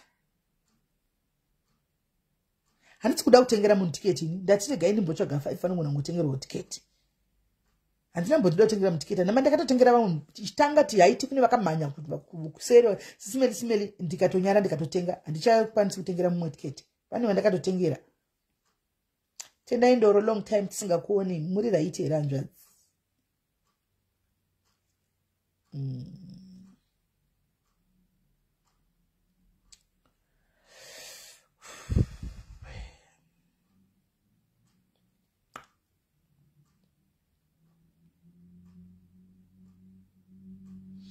Lorraine Nyamakura uya kuno svipa inga tine timu riri kuuya wani tine timu riri kubva kuCape Town riri kutoya kuno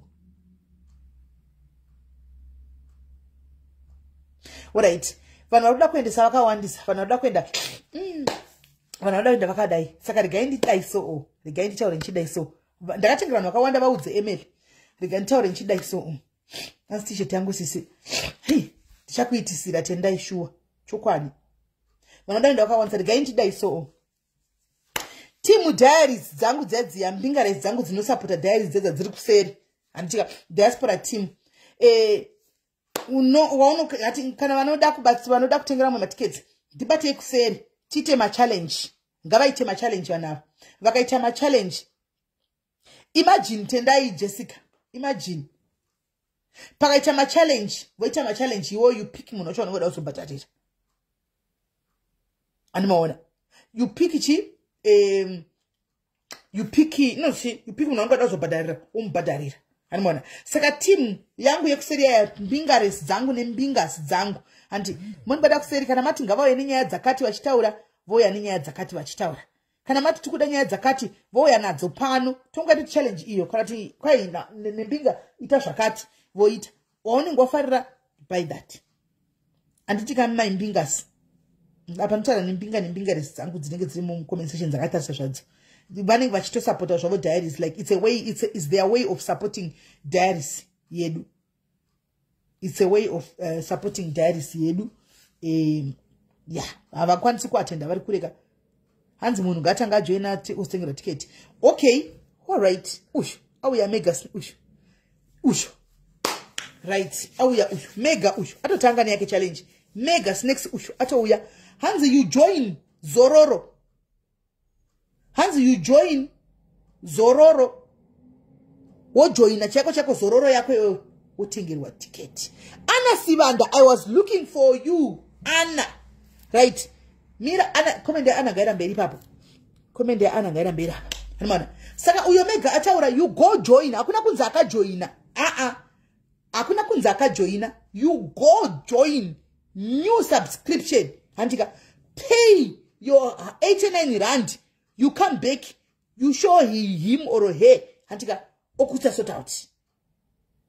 Mawisi sariji first and this hivi kuti vanhu wangani for Mega ndapedza na Mega right. Ana shumbre simbomira udaro. Ana sivanda yesi mningi wangu uri sei Ana uya Ana chimbonongo kutengera support Ana agara support haiti anokusupporta ma functions epa diaries zvimwe uyu chera kaza afana tomukwirira ndege kuindako ndototi tikwira ndege kuti aya guys nditire GoFundMe ndoviga Ana zviti naye ndingagoshayi kwanga govi zvingaita here right. Kwanzina ujoin ya joining it for your own good usazoda kuita kachituri kujoinira kuti ndione ngochida hanzi gabudise pakauya noti pakauya ari kuti ndikuda kuti mujoine ndokutengera yes would you just go for it. Ana mningi wangu this set tina haiti yakusvika who are you buying for auye ne challenge ye mningi wangu nonga tuo vanoya ne challenge ye tell them kuti auye ne challenge ye kana nenyaya dzei vozodziita then you sort them out. Hanzi neumwe ngavabudise maslip ekuvhota pakauya munhu anenge achidaro anoona kuti ndikuda maslip he will do it. Who just do it. Ana masana ndakaku unblocka kuseri kuwa blockwa panapa. Mningina dzora pesi. Mwanangu dzora pesi. Dzora pesi mfana wangu dzora pesi. And don't usangowani ko chingo offenda vanhu all the times. Usangodaro nozvidedzera munyama. Andichi mningina. Right. Livetv.com unombota nezveiko nai live tv unombota nezvei tidambonoonawo page kwako. What do you do? Grace Mukiwa ana Grace Mukiwa akatotengera vamwe matickets kudhara mningi wangu I don't want to burden ye akatengera vanhu kudhara right. Beauty Chikomba Dengu zviri sei Ana watiko mningi wangu watichiko Ana watiko Ana right. Fambai tioni.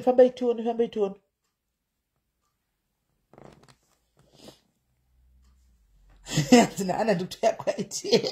Ana pane vanozomurudza ira kuti SIS MELLY ndini Ana uye undirumire munzeve wazviwa. Undizezira kuti SIS MELLY ndini Ana. Kuti SIS MELLY ndini Ana wacho. Hanzi Ana I am young. I would like kuenda ku Haiti.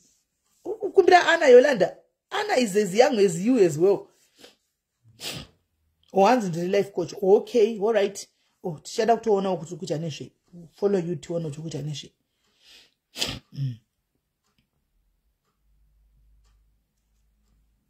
Hanzi ndojoina sei zororo yacho. Vona jena zororo you come to me ku WhatsApp ndokujoinisa ini. Uya kuseri ndikujoinisa zororo yacho ubva watobhadhara. Imari matickets. Grace Mukiwa matickets akuita 800 sha. 800 mfana. 800 3 course meals. Ayo komusocho naka mugareni musocho na mugareni mafoni anenge ane mabattery guys because tichaswerera the whole day muchiona muchinakirwa. Tichaswerera the whole day muchiona muchinakirwa. Hanzi kuda maasha akatokwana maasha akakwana. Tinavo vana ndapoza vari kubva kuna na East Port Elizabeth vanenge varipo. Vari kubva kuna Port Elizabeth vanenge varipo.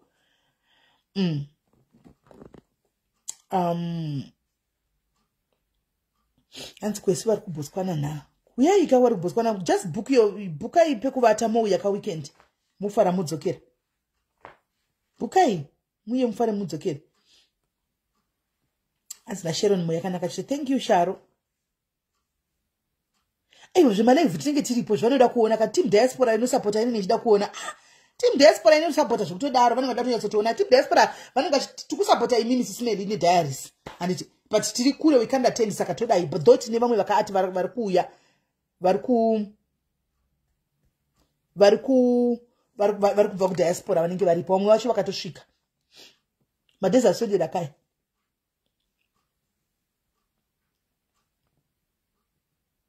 Kwanza I'll pick ma challenge amchaita. Ana sandada kutengera vanhu. All right. Saka ana chauya all right mogadzirira kwaina ana pachetwa ma challenges. Kazi pachaitwa machallenges mozonongwa. Pachaitwa machallenges achaitwa panapa. Ozononga vanhu vake vari kuda. Saka menu tichaona machallenges amuchapiwa. Kana watonzi uite challenge utoita challenge nemwoyo wako wese. Kuti uwane kukwana kwanapa. Right. Gidi Chelsea. Anjadzi matikudikwa. East London. Oh, ndati Post Elizabeth. Sorry, East London. Amene machallenge andizivi. Ndapi.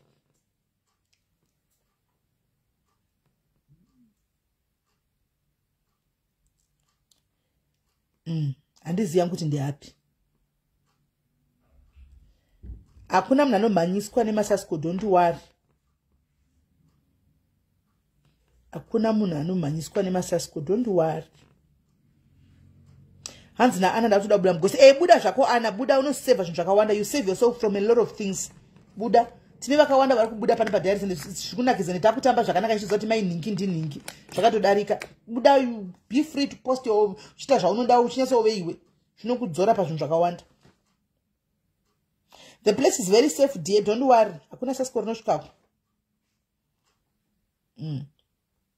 Kana ndakajoina Dafs kumshandi ndinogona kujoina Zororo futi here kuno ku-SA. Kuno ku-SA unoida kuzo ndichabvunza. I'm not sure about that one. I'm not sure about that one. I'll ask for you. Also ndibata ku WhatsApp. Ndibata ku WhatsApp. Right. Ante apa sina Primrose chironji nacho ndakatotengera vanhu dhara. Ndakatotengerawo vangu vakatotanga kutouyawo dhara. Handichakwanisi kutengera vamwe.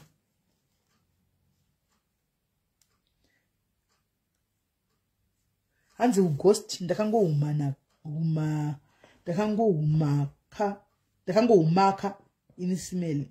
Tikoyeyo house kuya here the brother house kuya here kwaitsi. Uri kupi koyo Innocent? Uri kupi? Uri kupi? Loveness andizivi tiketi watengwa nembinga ini. Nderipiro rako ukandibvunza pa live chokwadi ndingazivi pane vanhu vosava. Pa vanhu ndingazivi. Uswa 10 September. Yesi nyari uri seiko nyari zviri sei. Accommodation yepas next lodge but kutaura pa vanenge vakataura zve 600 but pakanaka manje antori ma executive rooms akanaka zvekuti. Hanzi magosta ari kutendoka. Zvaka zviri kunakidza ufunge gidzi ende vari kutofara ende vari kutobuda kutosununguka chaiko kutosununguka. Varume vanoenda Juliet. Varume vanoenda.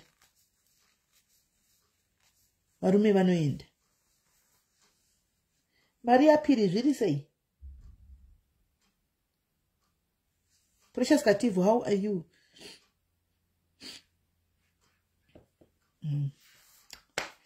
So guys, me going.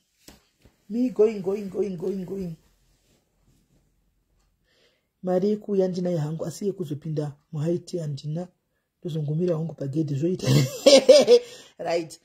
Haiti haupinde manje because gedhe racho ma high walls. Saka kune maningikiri kuneti kwaiti nde uko gedhe ruko. Saka ma security guard yepa gedhe hatombokubvumidzi kupinda because pane security guards dzepo. Hawatombokubvuchero kamira pagedhe paya pane chaunoona because kune gedhe nekune venue unotombofamba chinhambo.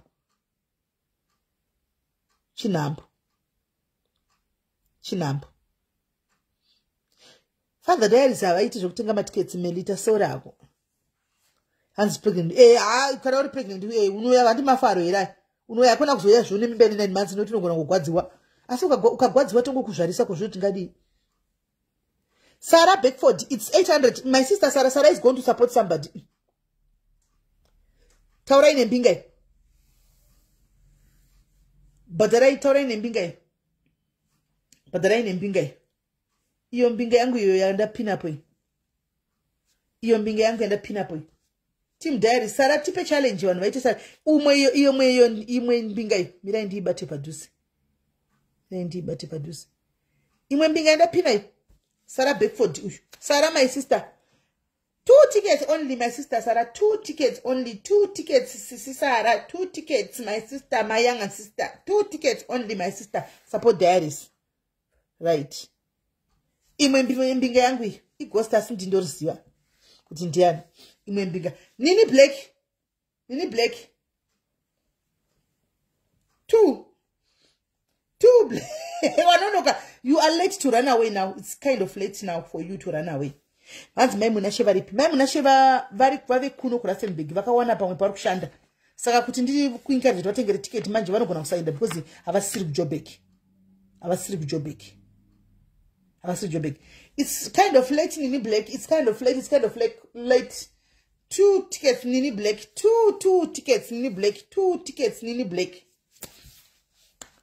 2 tickets Nini Black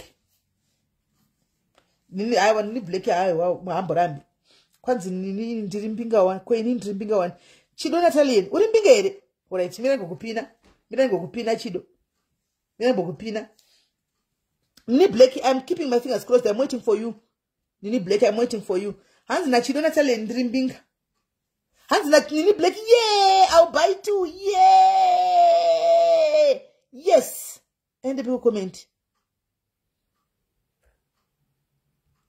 oh sorry ndikuzama kuipina iwo ndikupina iri kuanpiniwa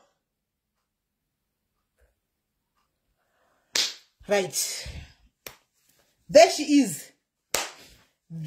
is God bless this mbingares there she is God bless this mbingares for me God will give her many more years to live oh God will give her many more years to live she's such a beautiful and intelligent lady and awesome lady right thank you Nini Black Natalia Indepi Teresa Manjenjenje welcome my sister how are you we welcome you on Diaries she say anzime yangu mwanangu vanhu vangu kasaka ndovasiva vanhu vangu saka ndovaziva timu rangu kwambona mai vasingazivi vana vavo neichoziva timu rangu kuti ndingine ndovaziva vese so Nini will pick guys I'm not going to pick for you Nimbi will pick another ora itozondifonera da baba life Nini will pick kona chala Indepi